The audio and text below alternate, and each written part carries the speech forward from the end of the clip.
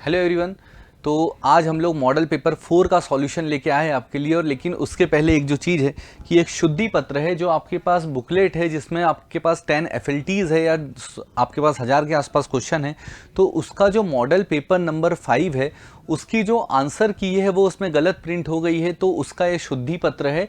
तो आप यहाँ से उस आंसर की का स्क्रीनशॉट ले सकते हो, और अगर आप यहाँ से नहीं तो उत्कर्ष का जो टेलीग्राम चैनल है वहाँ से भी आप उसको डाउनलोड कर सकते हो। टेलीग्राम चैनल पे भी जो अपडेटेड आंसर की डाल दी गई है, बस मॉडल पेपर नंबर 5 की आंसर ही गलत हो गई है किसी ह्यूमन एरर की वजह से। तो उसके लिए आप वहाँ पे इसका स्क्रीनशॉट ले सकते हो जिसमें क्वेश्चन नंबर 1 से लेके क्वेश्चन नंबर 50 का ये जो आप देख रहे हो यहाँ पे सॉल्यूशन मिल जाएगा। मॉडल पेपर नंबर 5 की बात कर रहा हूँ, और ये 51 से क्वेश्चन नंबर 100 तक का सॉल्यूशन आपको यहाँ पर मिल जाएगा। और ये जो है इस बुकलेट का जो मॉडल पेपर नंबर 5 है उसकी आंसर की थी। और आज हम लोग जो डिस्कस करने वाले हैं मॉडल पेपर नंबर 4 की जो क्वेश्चन है उसको डिस्कस करने वाले हैं। और आज का जो हमारा पहला क्वेश्चन है कि अटल किसान महापंचायत कार्यक्रम कब शुरू किया गया था। बेसिकली किसानों की समस्याओं के का जो समस्या है उनके ग्रीवियंसेस का रिड्रेसल करने के लिए अटल किसान महापंचायत चालू की गई थी। जो पहली अटल किसान महापंचायत चालू हुई थी वो जम्बूरी मैदान भोपाल से स्टार्ट की गई थी। और इसको कब स्टार्ट किया गया था, तो इसको स्टार्ट किया गया था 15 जुलाई 2012। इसको कब स्टार्ट किया गया था, 15 जुलाई 2012। और इसको कहाँ से स्टार्ट किया गया था, जम्बूरी मैदान भोपाल। कहाँ से, जम्बूरी मैदान भोपाल। तो ये भी एक फैक्ट इंपॉर्टेंट है कि जम्बूरी मैदान कहाँ पर है, जम्बूरी मैदान भोपाल में सिचुएटेड है। आंसर है 15 जुलाई 2012। नेक्स्ट क्वेश्चन है, ग्राम सभा की बैठकों का संयोजन कौन करता है। अब ये तो हो गया हिंदी मीडियम वालों के लिए। अब देखते हैं who coordinates the meetings of Gram Sabha. अब जैसे यहां से देखोगे एक वर्ड अपने को देखना है ग्राम सभा, और एक वर्ड देखना है यहां से आपने ग्राम सभा देखा और यहां पे कोऑर्डिनेट्स देखा।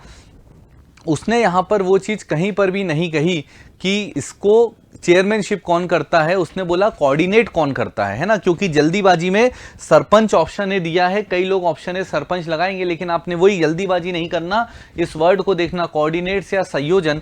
तो जो कोऑर्डिनेट करता है वो सरपंच नहीं करता, सरपंच तो उसको हेड करेगा, उसको जो कोऑर्डिनेट करेगा वो करेगा कौन, पंचायत सचिव। कौन करेगा, पंचायत सचिव, जो कैसा एक एडमिनिस्ट्रेटिव एक आपको गवर्नमेंट ऑफिसर के तौर पे दिखता है। और यहीं से हम जब ग्राम सभा की बात करते हैं तो ग्राम सभा क्या होता है, गांव के वह सभी लोग जिनकी एज जो है 18 साल से ज्यादा है या 18 साल की है, और जो ग्राम पंचायत में एज अ वोटर रजिस्टर्ड है, उन सभी को मिला के जो बनाई जाती है, क्या बनाई जाती है, ग्राम सभा बनाई जाती है। तो एक ये भी फैक्ट यहां से याद रखिएगा। क्वेश्चन नंबर 2 का जो आंसर है क्या चला गया, सी चला गया। नेक्स्ट है, मध्य प्रदेश में कृषि स्वामित्व अधिनियम है ना, मध्य प्रदेश में एग्रीकल्चर ऑनरशिप एक्ट कौन से ईयर में आया था। बेसिकली किसानों को एग्रीकल्चर लैंड्स की ऑनरशिप प्रोवाइड करवाने के लिए ये जो एक्ट लेके आए थे। तो एग्रीकल्चर ऑनरशिप एक्ट कौन से ईयर में लेके आए थे, तो इसका जो करेक्ट आंसर जाएगा, इसका करेक्ट आंसर है 1960 में जो एग्रीकल्चर ऑनरशिप एक्ट जो है गवर्नमेंट लेके आई थी मध्य प्रदेश की। महात्मा गांधी राज्य ग्रामीण विकास संस्थान। अब यहां पर सबसे पहले जो वर्ड को देखना है वो क्या है, राज्य, मतलब स्टेट गवर्नमेंट का है Mahatma Gandhi institute of rural development. आपने सुना होगा कि एमपीपीएससी से एक पोस्ट आती है सीओ जनपद। कौन सी जनपद, सीओ जनपद।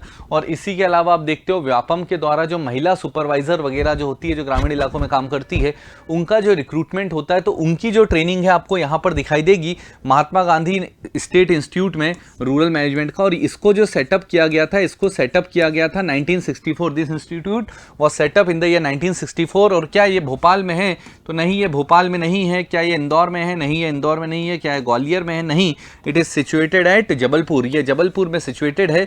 और अगर आप भोपाल की बात करोगे तो भोपाल में आपको दिखाई देगा WALMI water and land management institute. Indore में आपको Rustam ji arms and ammunition training centre, Gwalior में रेवेन्यू ट्रेनिंग सेंटर, और आपका जो है Mahatma Gandhi state rural management training institute, rural development training institute कहाँ, जबलपुर। 1964 में उसको सेटअप किया गया था। अगला क्वेश्चन है 73rd जो आपका संविधान संशोधन अधिनियम 1992 को लागू करने के लिए मध्य प्रदेश पंचायती राज अधिनियम कब पारित हुआ। When was the Madhya Pradesh Panchayati Raj act passed to implement the 73rd constitutional amendment act. Question की लैंग्वेज में फंस सकते हैं। देखो पहला जो है अपने पास 24 अप्रैल को तो हम लोग पंचायती राज दिवस सेलिब्रेट करते हैं। फिर यहाँ पर एक डेट दिख रही है 24 जून, इसको तो हटा दो। फिर एक डेट दिख रही है 30 दिसंबर 1993। क्या है डेट, इसको याद रखिएगा कि सबसे पहले अगर आप इसको याद रख लोगे ना 29 दिसंबर 1993 29 दिसंबर 1993 को मध्य प्रदेश की विधानसभा में ये बिल इंट्रोड्यूस किया गया था। क्या किया गया था? इंट्रोड्यूस किया गया था मध्य प्रदेश पंचायती राज एक्ट वाला। और इसको कब पास कर दिया गया? इसको पास कर दिया 30 दिसंबर 1993 को। कब? 30 दिसंबर जो 1993 है, इसको पास कर दिया गया। और इसको गवर्नर का जो अप्रूवल मिला, इसको गवर्नर का जो अप्रूवल मिला वो कब मिला? तो वो मिला 24 जनवरी को। कब मिला? 24 जनवरी 1994 को इसका गवर्नमेंट का आपका गवर्नर का अप्रूवल मिल गया। तो इसका करेक्ट आंसर क्या जाएगा? इसका करेक्ट आंसर जाएगा 30 दिसंबर 1993, जब विधानसभा में इसको क्या हो गया? सैंक्शन कर दिया गया। और इसको इंट्रोड्यूस कब किया गया था? 29 दिसंबर 1993। और 24 अप्रैल को हम लोग क्या सेलिब्रेट करते हैं? पंचायती राज दिवस हम लोग 24 अप्रैल को सेलिब्रेट करते हैं। तो इसका करेक्ट आंसर ये चला गया। नेक्स्ट क्वेश्चन की तरफ जा रहे हैं।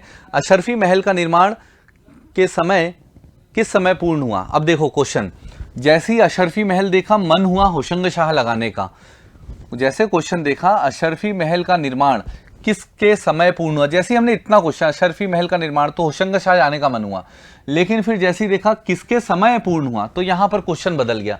क्वेश्चन के जज्बात ही बदल गए यहां पर, क्योंकि अशरफी महल जो है वो आपका मांडू में सिचुएटेड है। मांडू मध्य प्रदेश के धार डिस्ट्रिक्ट में है। और ये जो अशरफी महल है किसके समय बनना चालू हुआ था? इसका कंस्ट्रक्शन स्टार्ट हुआ था होशंगाबाद शाह के समय पे, but later it was completed by Mahmud Khilji one. तो महमूद खिलजी वन के समय कंप्लीट हुआ। और ये मुस्लिम एजुकेशन का एक मेन सेंटर हुआ करता था कहाँ? मांडू धार में। और मांडू को हम लोग शादियाबाद और सिटी ऑफ जॉय के नाम से भी कहते हैं। तो इसका करेक्ट आंसर क्या जाएगा? इसका करेक्ट आंसर जाएगा महमूद खिलजी वन, जो ऑप्शन डी है इसका करेक्ट आंसर जाएगा। तो इसको भी यहां से याद रखिएगा। नेक्स्ट क्वेश्चन जो है, रेशम बुनकरों की श्रेणी की जानकारी किस अभिलेख से प्राप्त होती है? Which inscription provided the information of silk weaver guilds? Silk weaver guilds की इंफॉर्मेशन कहां से मिलती है? तो पहले हम ऑप्शन के अकॉर्डिंग सॉल्व करते हैं। पहला इंस्क्रिप्शन है प्रयाग प्रशस्ति इंस्क्रिप्शन या प्रयाग प्रशस्ति अभिलेख। जब प्रयाग प्रशस्ति अभिलेख की बात करती है तो ये तो हमको किसके बारे में इंफॉर्मेशन देता है? It provides information about Samudragupta. ये समुद्रगुप्त के बारे में इंफॉर्मेशन देता है। फिर दूसरी बात है दशपुर इंस्क्रिप्शन। दशपुर इंस्क्रिप्शन बिल्कुल हमें किसके बारे में इंफॉर्मेशन देता है? ये देता है सिल्क वीवर की गिल्ड्स के बारे में इंफॉर्मेशन, है ना। तो ये भी फैक्ट हमारा, तो हमारा आंसर बी हमको यहाँ पर मिल गया। लेकिन हम लोग फिर भी एक वो एरर चेक के लिए देख लेते हैं। हाथी गुम्फा अभिलेख ये किसके बारे में? भारतवर्ष के बारे में जानकारी देता है। किसके बारे में? भारतवर्ष के बारे में जानकारी कौन देता है? तो आपका हाथी गुम्फा अभिलेख। और एक आपका एरन इंस्क्रिप्शन, एरन इंस्क्रिप्शन आपको सती के बारे में इंफॉर्मेशन देता है। किसके बारे में? सती के बारे में। तो ये भी याद रखिए। और ये दशपुर इंस्क्रिप्शन आपका कहाँ सिचुएटेड है? दशपुर इंस्क्रिप्शन मध्य प्रदेश के मंदसौर डिस्ट्रिक्ट में मिला था। मध्य प्रदेश का मंदसौर शिवना नदी के बैंक्स पे है। और इसी मंदसौर डिस्ट्रिक्ट में आपको एक टेंपल भी दिखाई देता है, जिसको हम लोग क्या देखते हैं? इस टेंपल की बात करते हैं तो सन टेंपल ऑफ मंदसौर भी दिखाई देता है, जहां पर ये आपको इंस्क्रिप्शन जो मिला है मंदसौर में जो सूर्य मंदिर है वहीं पर ये इंस्क्रिप्शन है। और ये ऐसा बताते हैं कि जो सूर्य मंदिर का इंस्क्रिप्शन है उसके पास ही इस इंस्क्रिप्शन को लिखा गया है, सिल्क वीवर का इंस्क्रिप्शन जो है। तो इसको भी यहां से याद रखिएगा। नेक्स्ट क्वेश्चन की तरफ चल रहे हैं। तो नेक्स्ट क्वेश्चन क्या है? निम्नलिखित में से कौन सा कथन तुमैन अभिलेख से संबंधित नहीं है? इनमें से कौन सा स्टेटमेंट है जो तुमैन इंस्क्रिप्शन से एसोसिएटेड नहीं है? तो वापस से वही नोट को आदत बना लीजिए आपकी, नोट को हमेशा क्या करना है? अंडरलाइन। अब देखो, जैसे एक बात है, बहुत सारे लोगों से अब चर्चा होती है तो बोलते हैं कि बन रहा है क्वेश्चन लिंक गलत हो रहा है, तो हाथ रख लेते हैं, देख ही नहीं रहा ऑप्शन क्या है। तुमैन इंस्क्रिप्शन, पहला थॉट क्या आएगा? तुमैन इंस्क्रिप्शन से अशोकनगर में। कहां पर? अशोकनगर में। दूसरा थॉट क्या आया? तुमैन इंस्क्रिप्शन से गुप्ता डायनेस्टी से रिलेटेड है। तीसरा थॉट क्या आया? कि इसमें राजा को एक ऑटम सन की तरह, है ना, एक शरतकालीन सूर्य की भांति बताया गया है, ऑटम सन की तरह बताया गया। इसके अलावा कुछ याद नहीं आ रहा। अब देखते हैं हमारे पास ये ऑप्शंस में है क्या। तो पहला, it is situated in Ashoknagar district, या अशोकनगर जिले में स्थित है, बिल्कुल सही बात है। इस अभिलेख में कुमार गुप्त के शासन की जानकारी मिलती है, बिल्कुल सही है, गुप्ता डायनेस्टी मैंने बोला। यह अभिलेख रेशम बुनकर की जानकारी देता है, लेकिन रेशम बुनकर की इंफॉर्मेशन तो छोड़ो, हमें नहीं पता। चलो, इस अभिलेख में राजा को शरतकालीन सूर्य मतलब ऑटम सन की तरह, इसमें राजा को ऑटम सन या शरतकालीन सूर्य के समान बताया गया, तो बिल्कुल आपका ये भी सही है। अब मैं वापस से जो मैंने पकड़ा था उस पर जाता हूं कि यह अभिलेख रेशम बुनकर की श्रेणी में आता है, नहीं आता, वहां वो तो मंदसौर इंस्क्रिप्शन बताता है। तो इसका करेक्ट आंसर क्या हो गया? इसका करेक्ट आंसर आप सी की तरह देखोगे तो बिल्कुल इसी शांतिपूर्ण तरीके से आपके प्री में क्वेश्चन सॉल्व होने चाहिए। तो इसका आंसर चला गया आपका सी। नेक्स्ट क्वेश्चन की तरफ जैसे जाओगे तो नेक्स्ट क्वेश्चन आपको क्या मिल रहा है? नचना कुठार का मंदिर किससे संबंधित है? किसका? नचना कुठार टेम्पल किससे संबंधित है? नाचना कुठार मध्य प्रदेश के पन्ना डिस्ट्रिक्ट में है और इन मंदिरों को डिस्कवर किया था सर एलेक्जेंडर कनिंगम में। और ये जो मंदिर है नाचना कुठार के, गुप्ता पीरियड से संबंधित है। और ये जो नाचना कुठार के टेम्पल है फेमस है किसके लिए? पार्वती टेम्पल के लिए। किसके लिए? पार्वती के लिए। तो इसका आंसर क्या चला गया? बी, गॉडेस पार्वती से एसोसिएटेड है। नाचना कुठार के टेम्पल कहां पर सिचुएटेड है? These temples are situated in Panna district, they are associated with Gupta dynasty, है ना। तो ये भी फैक्ट यहां से याद रखिएगा। And discovered by Alexander Cunningham. तो 9th का आंसर हो गया B. Next question, Madhya Pradesh में ताम्र पाषाण युग के साक्ष्य किस स्थान से प्राप्त होते हैं? From which place has evidence of chalcolithic age has been found in Madhya Pradesh? अब चालकोलिथिक एज की जो साइट से पहले हम देखते हैं ऑप्शन ए, वापस से ऑप्शन ए की बात करते हैं। कायथा, कायथा हमको मध्य प्रदेश में कहाँ दिखाई देता है? कायथा हमको मध्य प्रदेश में उज्जैन में है। नेक्स्ट जो है एरण, एरण आपका मध्य प्रदेश के सागर में है। और फिर है आपका डांग वाला, डांग वाला ही मध्य प्रदेश के उज्जैन में हमको दिखाई देता है। इसके अलावा आप देखते हो नावदा टोली, ये भी चालकोलिथिक साइट है। उसके अलावा देखते हो त्योंथर जो रीवा में है, वो भी चालकोलिथिक साइट है। उसके अलावा आप देखोगे तो आपको खेड़ी नामा मिलेगा नर्मदापुरम में, वो भी आपकी चालकोलिथिक साइट है। हालांकि वो ऑप्शंस में नहीं है, लेकिन हमने पूरी चालकोलिथिक साइट्स को एक साथ यहाँ पे डिस्कस करने की बात की। तो 1 भी सही है, 2 भी सही है, 3 भी सही है। तो इसका आंसर क्या जाएगा? डी जाएगा, ऑल ऑफ द अबव। इसका करेक्ट आंसर क्या जाएगा? D, all of the above इसका करेक्ट आंसर जाएगा। तो 10th का आंसर याद रखिएगा डी। चलिए, गिर के शेरों को रखे जाने हेतु किस राष्ट्रीय पार्क या अभ्यारण्य को चुना गया? गिर के शेरों को रखे जाने हेतु किस अभ्यारण्य को या नेशनल पार्क को चुना गया? तो जैसे कि आप सभी जानते हो, पहले गिर के जो शेर है, मतलब आपके जो बब्बर शेर है, वो आपको कहाँ मिलते हैं? वो गुजरात, गिर नेशनल पार्क गुजरात में है। लेकिन समय के साथ वहाँ पर कुछ इन्फेक्शंस फैल रहा था, कुछ डिसीज़ फैल रही थी। तो गवर्नमेंट डिसाइड किया कि जो गिर के टाइगर्स हैं उनको मध्य प्रदेश में शिफ्ट किया जाएगा। उसके लिए मध्य प्रदेश के एक नेशनल पार्क को एक वाइल्ड लाइफ सेंचुरी को चुना गया। 1981 में उस वाइल्ड लाइफ सेंचुरी को बनाया गया। लेकिन बाद में वहाँ पर क्या है, बाद में आपके वो बब्बर शेर नहीं आ पाए, तो उसको कन्वर्ट कर दिया गया चीता रिहेबिलिटेशन प्रोजेक्ट के लिए। और आज उसी उसको फिर बाद में नेशनल पार्क बनाया गया 2018 में, और वहाँ पर चीता लाए गए। और आप सभी समझ गए होंगे वो कौन सा नेशनल पार्क है? तो वो है आपका कूनो पालपुर नेशनल पार्क। इसका करेक्ट आंसर क्या जाएगा? Kuno Palpur national park. और ये कूनो पालपुर नेशनल पार्क मध्य प्रदेश के कौन से डिस्ट्रिक्ट में है? श्योपुर डिस्ट्रिक्ट में है। इसी कूनो पालपुर नेशनल पार्क की जब हम बात करते हैं, तो जो कूनो पालपुर नेशनल पार्क है, यहाँ पर अभी क्या लाए गए हैं? यहाँ पर चीता लाए गए हैं। क्या लाए गए हैं? चीता लाए गए हैं। कौन से ईयर में चीता इंट्रोड्यूस किए गए थे? चीता इंट्रोड्यूस किए गए थे सितंबर 2022 में by prime minister Narendra Modi. और इस नेशनल पार्क का जो ऑफिशियल मैस्कॉट है उसका नाम क्या है? इस ऑफिशियल मैस्कॉट है चिंटू चीता। क्या है यहाँ का ऑफिशियल मैस्कॉट? चिंटू चीता यहाँ का ऑफिशियल मैस्कॉट है। और यहाँ से एक रिवर ट्रेवल करती है जिसका नाम है कूनो रिवर, इसलिए यहाँ पर इसको क्या कहा जाता है? कूनो पालपुर नेशनल पार्क के नाम से कहा जाता है। ये जो है 1981 में ये वाइल्ड लाइफ सेंचुरी का इसके पास स्टेटस था, और 2018 में इसको नेशनल पार्क का स्टेटस दे दिया गया। क्या? 2018 में it is designated as national park. तो ये भी फैक्ट याद रखिएगा। इसके अलावा आपको दिखाई देगा कान्हा किसली नेशनल पार्क। तो कान्हा किसली नेशनल पार्क मध्य प्रदेश के मंडला डिस्ट्रिक्ट में है। बांधवगढ़ नेशनल पार्क मध्य प्रदेश के उमरिया डिस्ट्रिक्ट में है। पेंच नेशनल पार्क मध्य प्रदेश के शिवनी छिंदवाड़ा डिस्ट्रिक्ट में, याद रखिएगा। नेक्स्ट क्वेश्चन, निम्न में से असत्य कथन का चयन कीजिए। वापस से वही असत्य। क्वेश्चन को बिल्कुल आराम से क्वेश्चन पढ़ लिया, असत्य देख लिया, अंडरलाइन कर लिया। अब बाद में अपने को आराम से ये कि हमारा माइंडसेट की असत्य देखना है। मध्य प्रदेश को सर्वप्रथम 1995 में टाइगर रिजर्व घोषित किया गया, टाइगर स्टेट घोषित किया गया। चलो ठीक है, नहीं सुना है कहीं, लेकिन हो सकता है, देखते हैं। मतलब ये सही और गलत दोनों वाली कंडीशन में जा सकता था। महात्मा गांधी अभ्यारण्य बुरहानपुर में प्रस्तावित है। चलो इसको भी शायद करंट में कहीं पढ़ा है, लेकिन इतना परफेक्ट याद नहीं आया हमको, मान लेते हैं। मोगली पेंच अभ्यारण्य बालाघाट जिले में है। मोगली पेंच, पेंच नेशनल पार्क कहाँ है? शिवनी छिंदवाड़ा। ये तो फैक्ट हमको पता था, ये मिल गया आंसर। आंसर सी गलत है, फिर भी देख लेते हैं।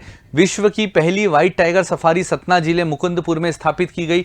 बिल्कुल ये भी सही है। 2016 में मुकुंदपुर व्हाइट टाइगर सफारी को एस्टेब्लिश किया गया था। तो आप जैसे यहाँ से देखते हो कि अब देखो ना, मैंने इस क्वेश्चन को बिल्कुल शांत दिमाग से, मुझे ए भी नहीं पता, बी भी नहीं पता, लेकिन मेरे को सी तो पता था, और सी सीधा सीधा गलत मुझे दिख रहा था। मैंने वैसे उस कंसेप्ट पे सॉल्व कर दिया। वहां घबराना ही नहीं है कि हमको नहीं पता 1995 में पहली बार मध्य प्रदेश को टाइगर स्टेट का स्टेटस मिला था। ठीक, तो याद रखिएगा। तो इसका करेक्ट आंसर क्या हो गया? इसका करेक्ट आंसर सी हो गया। बाकी सारे सारे सही है। जैसे कि हम देखते हैं मध्य प्रदेश को टाइगर स्टेट कहते हैं, तो आज ही मध्य प्रदेश को टाइगर स्टेट कहते हैं। और मध्य प्रदेश में जो टोटल नंबर ऑफ टाइगर है कितने हैं? 785 मध्य प्रदेश में टोटल नंबर ऑफ टाइगर्स आपको दिखाई देते हैं। नेक्स्ट क्वेश्चन जो है, मड़ीखेड़ा बांध किस नदी पर बना हुआ है? मड़ीखेड़ा बांध, सबसे पहले मड़ीखेड़ा बांध की लोकेशन, जब भी आप ये क्वेश्चन पढ़ो, इस टाइप के क्वेश्चन पढ़ते से आपने जैसे पढ़ा मड़ीखेड़ा बांध, तो मड़ीखेड़ा बांध की लोकेशन आपको कहां दिखी? तो आप याद करो, मड़ीखेड़ा बांध की लोकेशन मध्य प्रदेश में कहां पर है? It is situated in Shivpuri district. ये ढूंढ लिया। अब जैसे ही शिवपुरी डिस्ट्रिक्ट देखा तो आपने बोला मड़ीखेड़ा बांध शिवपुरी में, शिवपुरी में कौन सी रिवर ट्रेवल करती है? ऑप्शन देखो ही मत, जैसे ही तुमने शिवपुरी में कौन सी रिवर ट्रेवल करती है तुमको तुरंत क्लिक होगा सिंध रिवर ट्रेवल करती है। अब देख लो शिवपुरी में सिंध रिवर दिख गई क्या? बिल्कुल दिख गई। अब ऑप्शन के अकॉर्डिंग भी करते, चंबल तो जाती नहीं है शिवपुरी, चंबल जाती है श्योपुर, मुरैना, भिंड, शिवपुरी नहीं जाती। केन रिवर पन्ना छतरपुर के रास्ते कटनी से निकलती है, पन्ना जाती है, छतरपुर जाती है, बहते हुए यमुना को ज्वाइन कर लेती है। ये भी हट जाएगा, ये भी हट जाएगा, पार्वती रिवर भी हट जाएगी। इसका करेक्ट आंसर चला गया सिंध रिवर। तो मड़ीखेड़ा डैम सिंध रिवर के ऊपर शिवपुरी में है और इसी मड़ीखेड़ा डैम के बैक वाटर से निकलता है NH27 नेशनल हाईवे नंबर 27 और इसी नेशनल हाईवे नंबर 27 पे मध्य प्रदेश का सबसे लॉन्गेस्ट रिवर ब्रिज बना हुआ है। मध्य प्रदेश का लॉन्गेस्ट रिवर ब्रिज किस पे बना हुआ है? तो NH27 के ऊपर बना हुआ है, इसी मड़ीखेड़ा डैम के बैक वाटर्स में। तो याद रखिएगा सिंध रिवर। फिर नेक्स्ट क्वेश्चन की तरफ चल रहे हैं। मैग्नीज किस प्रकार की चट्टानों से पाया जाता है? मैग्नीज, जैसे ही मैग्नीज देखा फिर रुक गए, खुद को ऑप्शन नहीं देखना है ना। मैग्नीज देखा, जैसे मैग्नीज देखा तो दिमाग ने सॉल्व करना चालू किया। मैग्नीज मध्य प्रदेश में कहां मिलता है? बालाघाट में मिलता है। मध्य प्रदेश की मैग्नीज में रैंक क्या है? फर्स्ट रैंक है। मैग्नीज को कौन निकालता है? तो मैग्नीज और इंडिया लिमिटेड निकालती है। मैग्नीज की मध्य प्रदेश में कौन कौन सी माइंस है?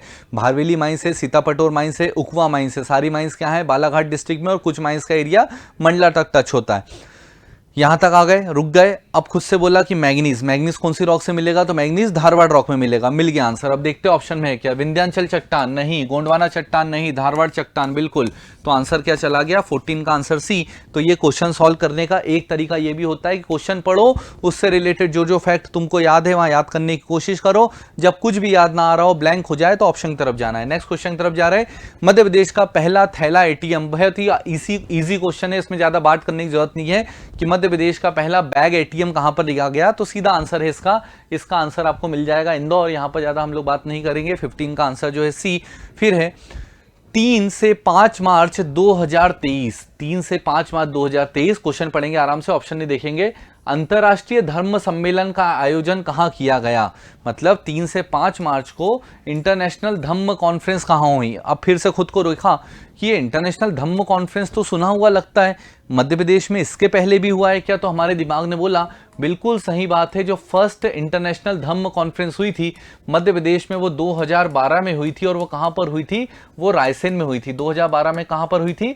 रायसेन में हुई थी। उसके बाद हमने देखा कि अभी जो है इसको कौन करवाता है? इसको इंडिया फाउंडेशन करके एक बॉडी करवाती है। कौन करवाता है? इंडिया फाउंडेशन करके एक बॉडी है, वो इसको ऑर्गेनाइज करवाती है। और ये जो इंटरनेशनल धम्म सम्मेलन है, ये कितने दिनों का होता है? तो ये 3 दिनों का होता है, 3 डेज का होता है। और जब हमने देखा कि इस बार का कहाँ हुआ है, तो इस बार का हमको याद आया कि यार मार्च के महीने में भारत की जो राष्ट्रपति थी द्रौपदी मुर्मू, भारत की जो राष्ट्रपति है द्रौपदी मुर्मू, वो भोपाल आई थी। वो कहाँ आई थी? भोपाल आई थी। और उन्होंने इसका इनॉग्रेशन किया।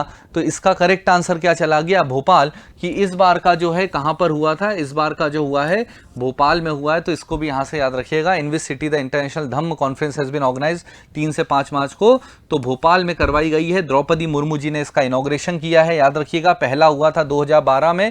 कहां पर? रायसेन में जो पहला। और इसको कौन ऑर्गेनाइज कराता है? इंडिया फाउंडेशन करके एक बॉडी है जो इसको ऑर्गेनाइज करवाती है। नेक्स्ट क्वेश्चन जो है, 4 मार्च 2023 को घोषित मध्य प्रदेश का 53वां जिला जो है मऊगंज, उसमें कौन कौन सी तहसीलें आती है? पहले अब जैसे क्वेश्चन देखा, सबसे पहले 53rd डिस्ट्रिक्ट, फिर क्वेश्चन देखा मऊगंज, फिर वो पूछा है मऊगंज की तहसील। दिमाग ने पूछा कि मऊगंज मतलब क्या? रीवा जिला से अलग किया गया है मऊगंज को।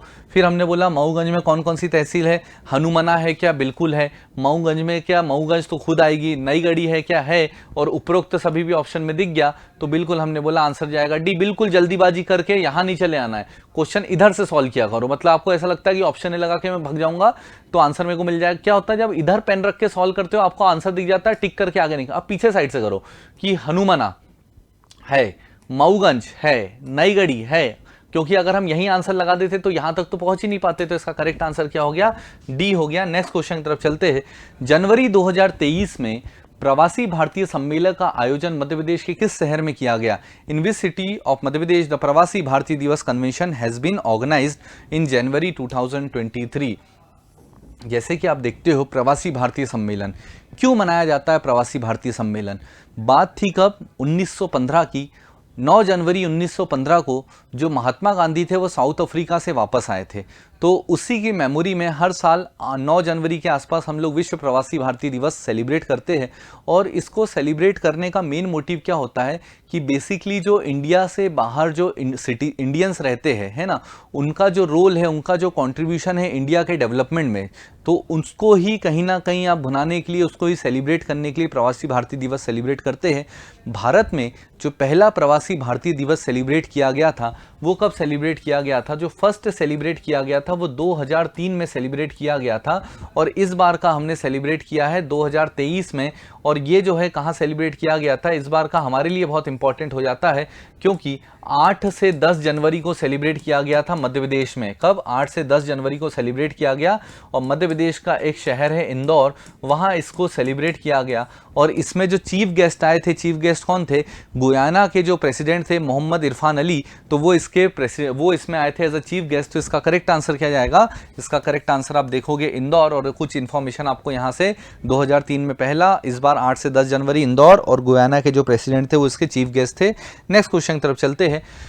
मध्य प्रदेश की किस जिले से भारतीय मानक समय IST रेखा गुजरती है? सबसे पहले अब क्वेश्चन पढ़ा कि भारतीय मानक रेखा IST, Indian standard time IST। अब इंडियन स्टैंडर्ड टाइम IST ये एक लाइन है जो कहां से पास होती है? ये 82.5 से पास होती है, ईस्टर्न लैटिट्यूड से पास होती है। तो ये 82.5 ईस्टर्न लैटिट्यूड से पास होती है, और जो IST है वो 5.5 घंटे 5.30 आवर्स क्या है, यूनिवर्सल टाइम स्टैंडर्ड से आगे चलता है, 5.5 घंटे।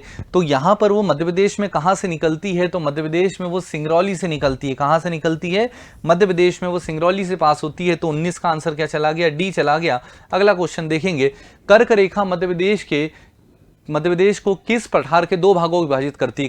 कर्क रेखा की जब बात आप करते हो 23.5 डिग्री नदन लैटिट्यूड की हम बात कर रहे हैं कर्क रेखा की, तो मध्य प्रदेश के किस हिस्से को 2 पार्ट में डिवाइड करती है? तो मध्य प्रदेश के वो किस हिस्से को 2 पार्ट में डिवाइड करेगी? तो हम इसको 20 से निकाल देंगे। ये रहा हमारा मालवा प्लेट्यू। तो करेक्ट आंसर क्या चला गया? मालवा का पठार, मालवा प्लेट्यू।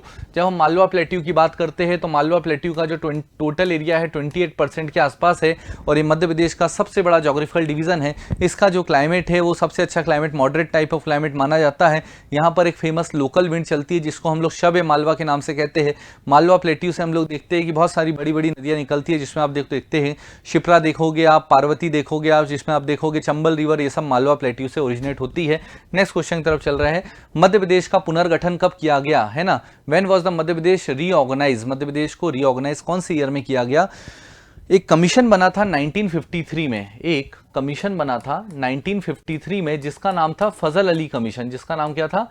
फजल अली कमीशन। इसको 1953 में सेटअप किया गया, और ये जो फजल अली कमीशन है इसकी रिकमेंडेशन आई थी 1955 में। इसकी रिकमेंडेशन कब आई?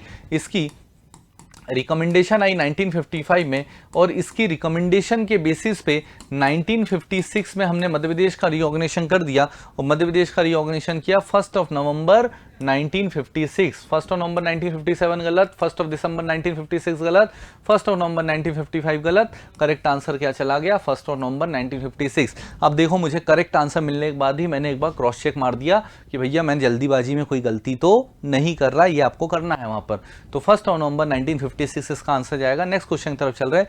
निम्नलिखित में से मध्य प्रदेश के किस जिले की सीमा उत्तर प्रदेश से नहीं मिलती? अब आपको लिटरली बताऊं, अभी तक ऑप्शन पे नजर नहीं गई है। इस टाइप के क्वेश्चन जब हम पढ़ते हैं ना तो एकदम से सांस फूल जाती है कि अब इतने जिले हैं, अब मैं कहीं गलती ना कर दूं यार, एकदम से याद ही नहीं आएगा कि कौन से जिले की सीमा यूपी से मिलती है। शांत रखना है, बोलना एक बार जिले देख लेते याद आ जाएगा, है ना। पहले देखते हैं सतना जिला। सतना को देखा तो पहले मैप याद किया कि हाँ यार सतना जिला, तो जब हम MP का मैप देखते हैं तो MP के मैप में हम जब बात करते हैं तो सतना जिला यहाँ कहीं पड़ता है, और यूपी की बॉर्डर इधर तक आती है, तो सतना तो है। फिर हमारे पास ऑप्शन भी गया श्योपुर। श्योपुर तो मध्य प्रदेश में कहाँ पड़ेगा, श्योपुर यहाँ पड़ेगा, और ये वाला तो यहाँ तक तो राजस्थान की बॉर्डर आती है, तो हमारे को आंसर तो मिल चुका है कि यार इसका आंसर श्योपुर होगा। फिर हमने देखा शिवपुरी, शिवपुरी तो मध्य प्रदेश में यहाँ पड़ता है, और शिवपुरी की बॉर्डर तो यूपी से टच होती है बिल्कुल। भिंड, भिंड मध्य प्रदेश में कहाँ पड़ेगा, यहाँ पर है श्योपुर, यहाँ पर है मुरैना, यहाँ पर है भिंड, तो भिंड की बॉर्डर तो यूपी से टच होगी। अब मेरे को ऑप्शन दिख गया कि इसका करेक्ट आंसर क्या है, श्योपुर। श्योपुर की जो बॉर्डर है वो यूपी से टच नहीं होती, वो राजस्थान से होती है। तो देखो आराम से करना है, शांति से करना है। जब मैंने श्योपुर की बात की तो सहरिया ट्राइबल म्यूजियम है आपके श्योपुर में। श्योपुर मध्य प्रदेश का सबसे कुपोषित जिला भी कहा जाता है। श्योपुर में कूनो पालपुर नेशनल पार्क भी आपको दिखाई देता है, चीता लाए गए हैं श्योपुर में, और श्योपुर में शहरिया ट्राइब भी मिलती है। तो इतनी चीजें याद रखिएगा। नेक्स्ट क्वेश्चन तरफ चलते हैं। अगला क्वेश्चन है मध्य प्रदेश का राजकीय फसल क्या है। बहुत बेसिक फैक्चुअल क्वेश्चन, ज्यादा बात यहां से नहीं करेंगे कि मध्य प्रदेश की राजकीय फसल क्या है। गेहूं लगता है लेकिन नहीं है, चावल लगता है नहीं है, मक्का नहीं है। मध्य प्रदेश की राजकीय फसल जो है सोयाबीन है। सोयाबीन का सबसे ज्यादा प्रोडक्शन मध्य प्रदेश का मालवा रीजन करता है। मध्य प्रदेश का जो उज्जैन जिला है मध्य प्रदेश में सबसे ज्यादा सोयाबीन का प्रोडक्शन करता है, तो ये भी याद रखिएगा। Soybean and cotton seed solvent extraction plant भी कहां पर लगा हुआ है, उज्जैन में लगा हुआ है। फिर मध्य प्रदेश में मान्य, मध्य प्रदेश में मान्य, फिर जल्दीबाजी नहीं करना, अनुसूचित पढ़ लिया, अब यहां जनजाति को अंडरलाइन कर लो, यहां पर ट्राइब्स को, क्योंकि जल्दीबाजी में क्या होता है शेड्यूल कास्ट पढ़ लेते हैं, शेड्यूल ट्राइब को या शेड्यूल ट्राइब को शेड्यूल कास्ट, तो इसको आप कभी भी प्री में थोड़ा सा ध्यान रखते हैं। यहां पर क्या अनुसूचित जनजाति देखा, यहां पर ट्राइब्स को अंडरलाइन कर लिया। अब देखें क्वेश्चन क्या है, what is the number of recognised schedule tribes in Madhya Pradesh. तो अपडेटेड डेटा के अकॉर्डिंग तो मुझे याद आया, मैंने जब तक ऑप्शन नहीं देखा 43, फिर मेरे थॉट में एक और चीज आई कि यार पुराने डेटा में तो 46 था, अब ऑप्शन में इसने क्या दिया है 46, 55, 52, 48, अब 43 है ही नहीं, तो पुराना डेटा सही आंसर हो जाएगा। करेक्ट आंसर क्या जाएगा इसका 46 जो है इसका करेक्ट आंसर चला जाएगा। तो 24 का आंसर क्या चला गया, 24 का आंसर ए चला गया। खरगोन जिले में स्थित ताम्रपाषाण कालीन नावदा टोली की खोज किसने की, हु डिस्कवर्ड नावदा टोली। अब जैसे ही नावदा टोली देखा तो मेरे को याद आया चैल्कोलिथिक पीरियड, और यहां लिखा भी दे भी दिया उसने ऑप्शन में, सिचुएटेड इन खरगोन डिस्ट्रिक्ट। तो देखो आधी हिंट तो उसने दी, चालकोलिथिक साइट है मध्य प्रदेश के खरगोन डिस्ट्रिक्ट में। अब तुम्हारा दिमाग और चला, खरगोन डिस्ट्रिक्ट में नावदा टोली मतलब नर्मदा नदी के बैंक्स पे। कौन सी नदी के बैंक्स पे सिचुएटेड है, ये नर्मदा रिवर के बैंक्स पे सिचुएटेड है जो आपकी नावदा टोली है।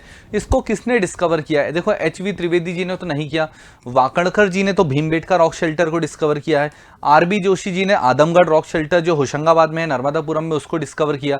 तो इसका करेक्ट आंसर क्या चला गया, इसका करेक्ट आंसर चला गया एच.डी. सांकलिया। इसका करेक्ट आंसर क्या चला गया, इसका करेक्ट आंसर है एच.डी. सांकलिया, इसका करेक्ट आंसर है। तो 25 का आंसर आप क्या देखोगे, सी देखोगे। नेक्स्ट क्वेश्चन यहां से जा रहे हैं, गुप्ता कालीन भुमरा का शिव मंदिर किस जिले में स्थित है। भुमरा शिव टेम्पल कहां पर है, जैसी देखा सबसे पहले गुप्ता कालीन की बात हो रही, भुमरा का Shiv temple.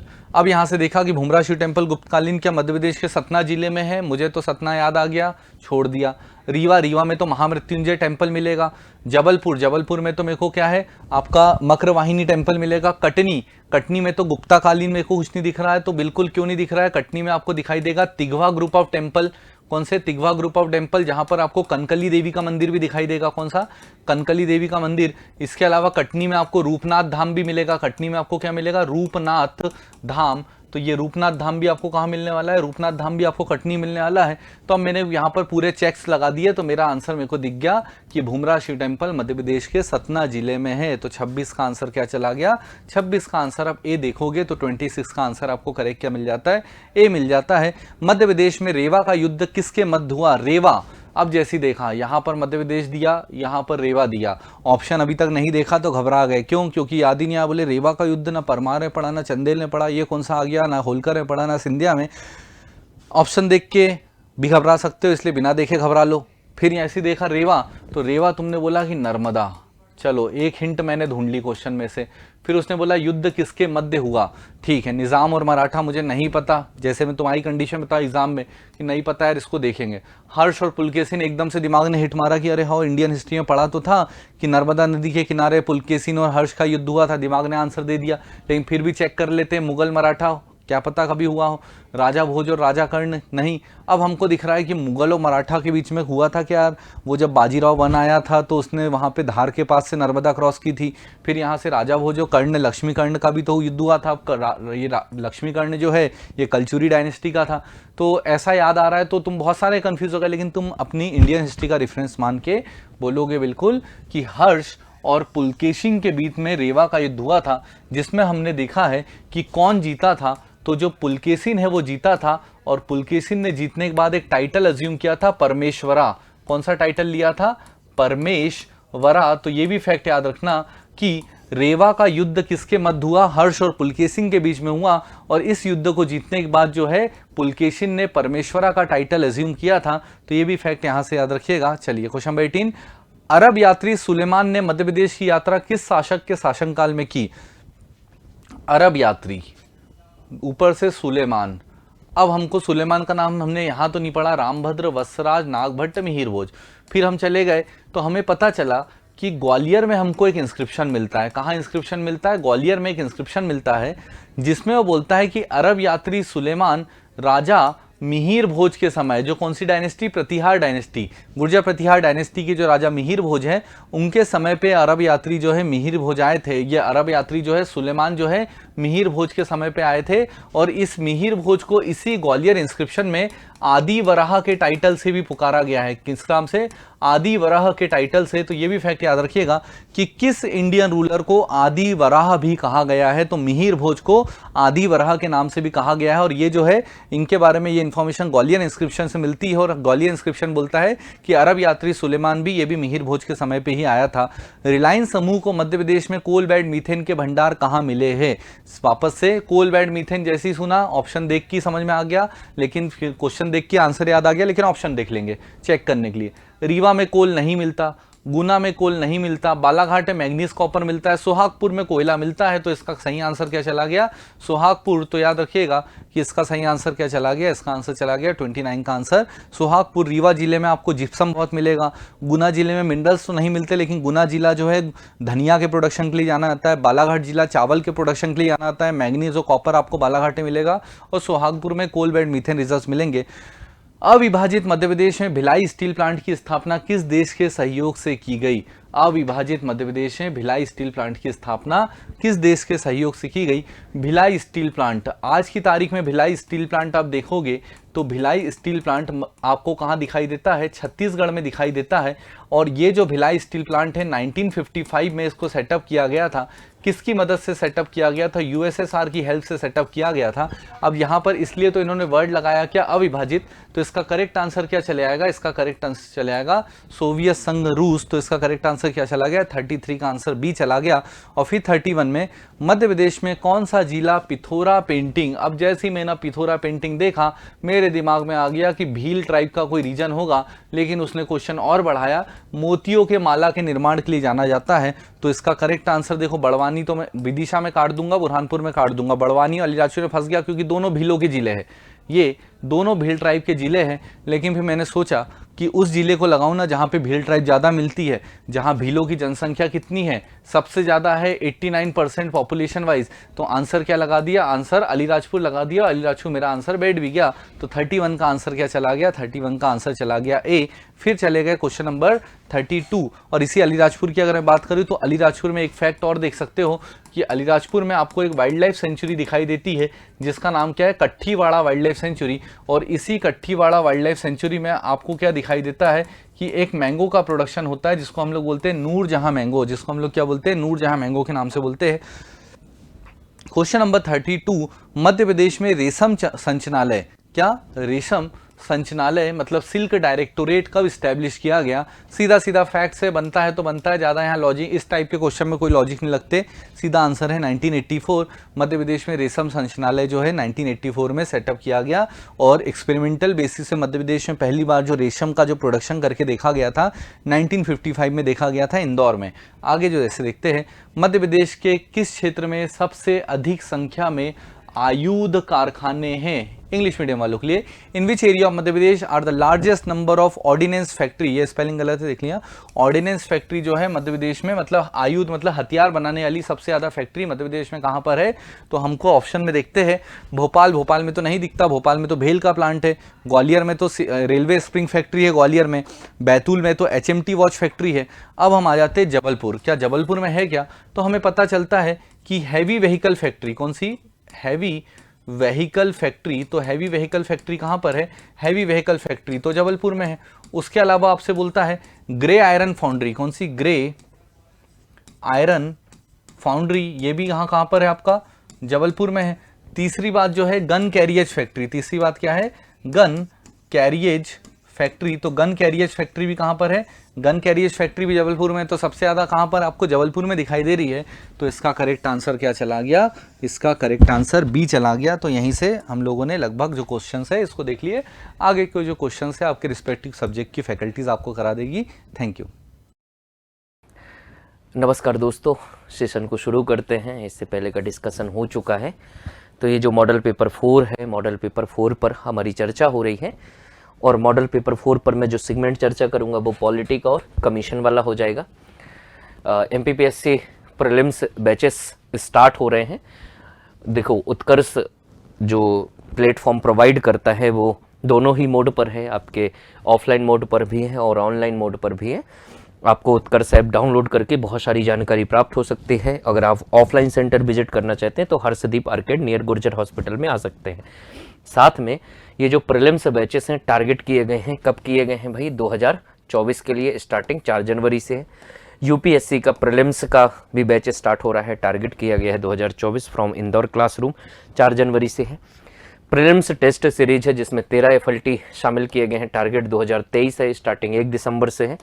Prelims test series है जो टारगेट है 2024, 35 FLTs हैं, स्टार्टिंग 5 जनवरी से। तो ये सारी जानकारी आप लेते रहिए और अपनी तैयारी को मजबूत करते रहिए। और साथ में जो भी लोग जुड़ना चाहते हैं उत्कर्ष के साथ में, उन तक ये बातें पहुंचाइए। चलिए पहले सवाल को लेते हैं, पॉलिटी यानी कि राज व्यवस्था के रूप में। सबसे पहला सवाल लेते हैं, 44वां क्वेश्चन है आपका। और इसमें सबसे पहला क्वेश्चन अगर हम लेंगे तो पहले क्वेश्चन को देख लीजिए, क्या लिखा हुआ है? संशोधन विधेयक के संबंध में विचार कीजिए। यानी कि यहाँ पर संविधान संशोधन के बारे में बात कर रहा है। और ये जो संविधान संशोधन है, ये संविधान संशोधन के लिए बात कर रहा है। तो विधेयक दोनों सदनों में साधारण बहुमत से नहीं बल्कि विशेष बहुमत से पारित होना चाहिए। और विशेष बहुमत का मतलब आप लोग जानते हैं कि उपस्थित सदस्य कम से कम 50% +1 होना चाहिए। और इसके किससे पारित होना चाहिए? 2/3 से। इस वजह से ये कथन क्या हो जाएगा? गलत हो जाएगा। दोनों सदनों में अलग अलग पारित होना चाहिए, ये बात सही है। यानी कि दोनों सदनों को विशेष बहुमत से पारित करना है, लोकसभा को भी पारित करना है और राज्यसभा को भी पारित करना है। दोनों सदनों के बीच गतिरोध की स्थिति में संयुक्त बैठक का प्रबंधन है। याद रखना है, संविधान संशोधन में ऐसी किसी प्रक्रिया का प्रावधान नहीं है, यह साधारण बहुमत पर आयोजित होती है। आर्टिकल 108 में जो प्रक्रिया लिखी है वो साधारण बहुमत के लिए है। कथन सत्य छाटने हमको कि इनमें से सत्य कथन कौन सा है? तो पहला तो गलत ही हो गया है और साथ में गलत हो गया है तीसरा। इस वजह से केवल दूसरा कथन सही है। इसका जवाब आंसर क्या हो जाएगा? ए इज द राइट आंसर। इसके बाद में देखिए, राज्य पुनर्गठन आयोग में इनमें से कौन सदस्य नहीं था? यानी कि राज्य पुनर्गठन आयोग जो बना था 1900 कब बना था भाई? 1953 में बना। और इसका गठन किया गया था 24 दिसंबर 1953 को। अध्यक्ष बने थे फजल अली और इसमें KM पाणिक्कर, हृदयनाथ कुंजरू और फजल अली थे। आंसर क्या हो जाएगा? जवाहरलाल नेहरू नहीं थे। कब रिपोर्ट दी थी? तो इसने अपनी रिपोर्ट दी। इसका जो प्रतिवेदन था, ये जो प्रतिवेदन लेकर के आए थे, ये लेकर के आए थे 1955 में। और इसी के आधार पर 7वां संविधान संशोधन 1956 पारित हुआ और जिसके बाद 14 राज्य और 6 UT बनाई गई थी। चलिए अगले सवाल पर चलते हैं भाई। नेक्स्ट क्वेश्चन, संविधान में शक्ति के पृथक्करण के सिद्धांत, दरअसल अगर आप देखेंगे DPSP में, तो DPSP में एक अनुच्छेद है आर्टिकल नंबर 50। आर्टिकल 50 क्या कहता है कि जो हमारी कार्यपालिका है, इस कार्यपालिका में जो प्रशासन है, इस प्रशासन में कार्यपालिका और न्यायपालिका के कार्यों को अलग करना। कार्यपालिका और न्यायपालिका, यानी कि जब आप एसडीएम बनो तो आप न्यायिक कार्य नहीं करो बल्कि कार्यपालिक यानी कि प्रशासनिक कार्य करो। इस वजह से इसका आंसर क्या हो जाएगा, D is the right answer. 48 संबंधित है, किससे संबंधित है भाई, 48 इसमें लिखा हुआ है कि जो कृषि है वो आधुनिक तरीके से करनी है, पशुपालन आधुनिक तरीके से करना है और दुधारू पशुओं पर रोक लगाना है। धारा 9 कहता है कि यदि दूसरे देश की नागरिकता लेते हैं तो भारत की स्वतः समाप्त हो जाएगी। 129 अभिलेख न्यायालय और साथ में है अवमानना के लिए दंड का क्षेत्राधिकार, ये बात। अगला देखिए भाई, राज्यसभा का उल्लेख संविधान में किसमें है, तो देखो भाई आर्टिकल 79 में देखोगे तो आपको यहां पर मिलेगा कि एक तो प्रेसिडेंट के बारे में लिखा हुआ है, राष्ट्रपति के बारे में, और साथ में लिखा हुआ है राज्यसभा और लोकसभा। और अगर इसकी संरचना देखोगे, संरचना तो आर्टिकल 80 में मिलेगी और इसकी संरचना आर्टिकल 81 में, लेकिन ये पूछ रहा है कि उल्लेख किस में है, तो आर्टिकल क्या हो जाएगा 79। 80 नहीं होगा, यहां पर संरचना है, यहां पर लोकसभा की संरचना है, यहां पर परिसीमन आयोग है। नेक्स्ट क्वेश्चन देखते हैं भाई, भारतीय संसद का कौन सा हिस्सा नहीं है, तो भारतीय संसद का हिस्सा कौन नहीं है भाई, प्रधानमंत्री नहीं है, राज्यसभा भी है, लोकसभा भी है, राष्ट्रपति इसका अभिन्न अंग होता है। अगला देखिए भाई, विचार कीजिए, निंदा प्रस्ताव, अविश्वास प्रस्ताव और ध्यानाकर्षण प्रस्ताव ऐसे प्रस्ताव जिसे केवल विपक्ष द्वारा लाया जाता है, तो विपक्ष कौन लाता है भाई, निंदा प्रस्ताव, अविश्वास प्रस्ताव, ध्यानाकर्षण प्रस्ताव सरकार लेकर के आती है। तो 1 और 2, तो आंसर क्या हो जाएगा, answer is the right answer is A and B, मतलब 1 और 2। चलिए भाई अगला सवाल, मूल अधिकार में अनुच्छेद 31A और अनुच्छेद 31B, दरअसल इसका संबंध अगर आप देखोगे तो 9वीं अनुसूची से है, और 9वीं अनुसूची को जोड़ा गया था, ये जोड़ा गया किससे भाई, पहले संविधान संशोधन 1951 से, और इसको किया था अंतरिम सरकार ने। अगला सवाल, भारतीय न्यायपालिका का एकीकृत न्यायपालिका का उदाहरण है, बिल्कुल सही बात है, एकल न्यायपालिका है, इसमें संघात्मक प्रभाव नहीं है, केंद्र और राज्य की एक ही न्यायपालिका है।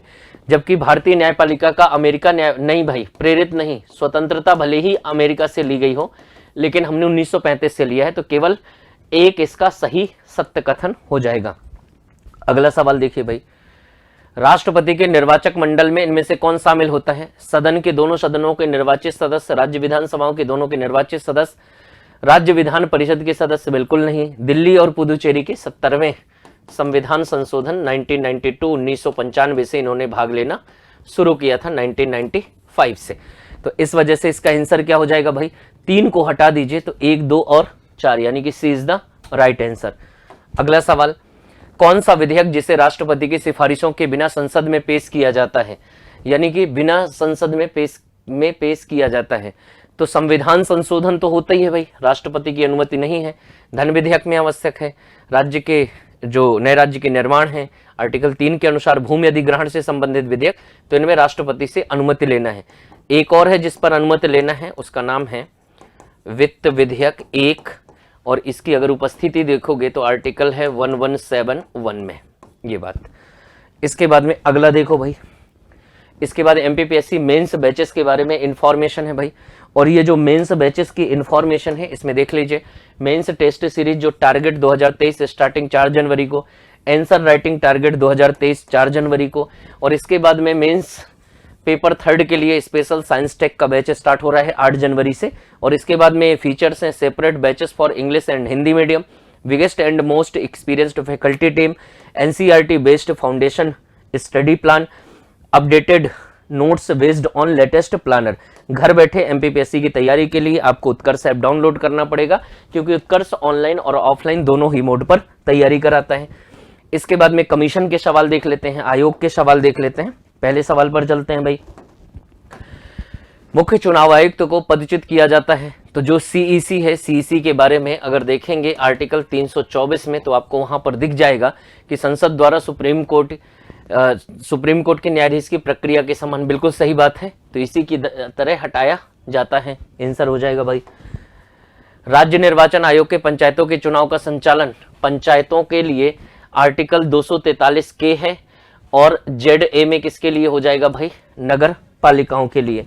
अगला सवाल, निम्नलिखित में से किस अधिनियम के अंतर्गत भारत में पहली बार लोक सेवा आयोग की स्थापना हुई थी? तो लोक सेवा आयोग कब स्थापित हो गया था? 1919 में, 1919 में, जब 1926 में इन लोगों ने केंद्रीय लोक सेवा आयोग की स्थापना कर दी थी। अगला, निम्नलिखित में से कौन मध्य प्रदेश लोक सेवा आयोग के वर्तमान अध्यक्ष हैं? यानी कि 2023 में कौन अध्यक्ष हैं वर्तमान?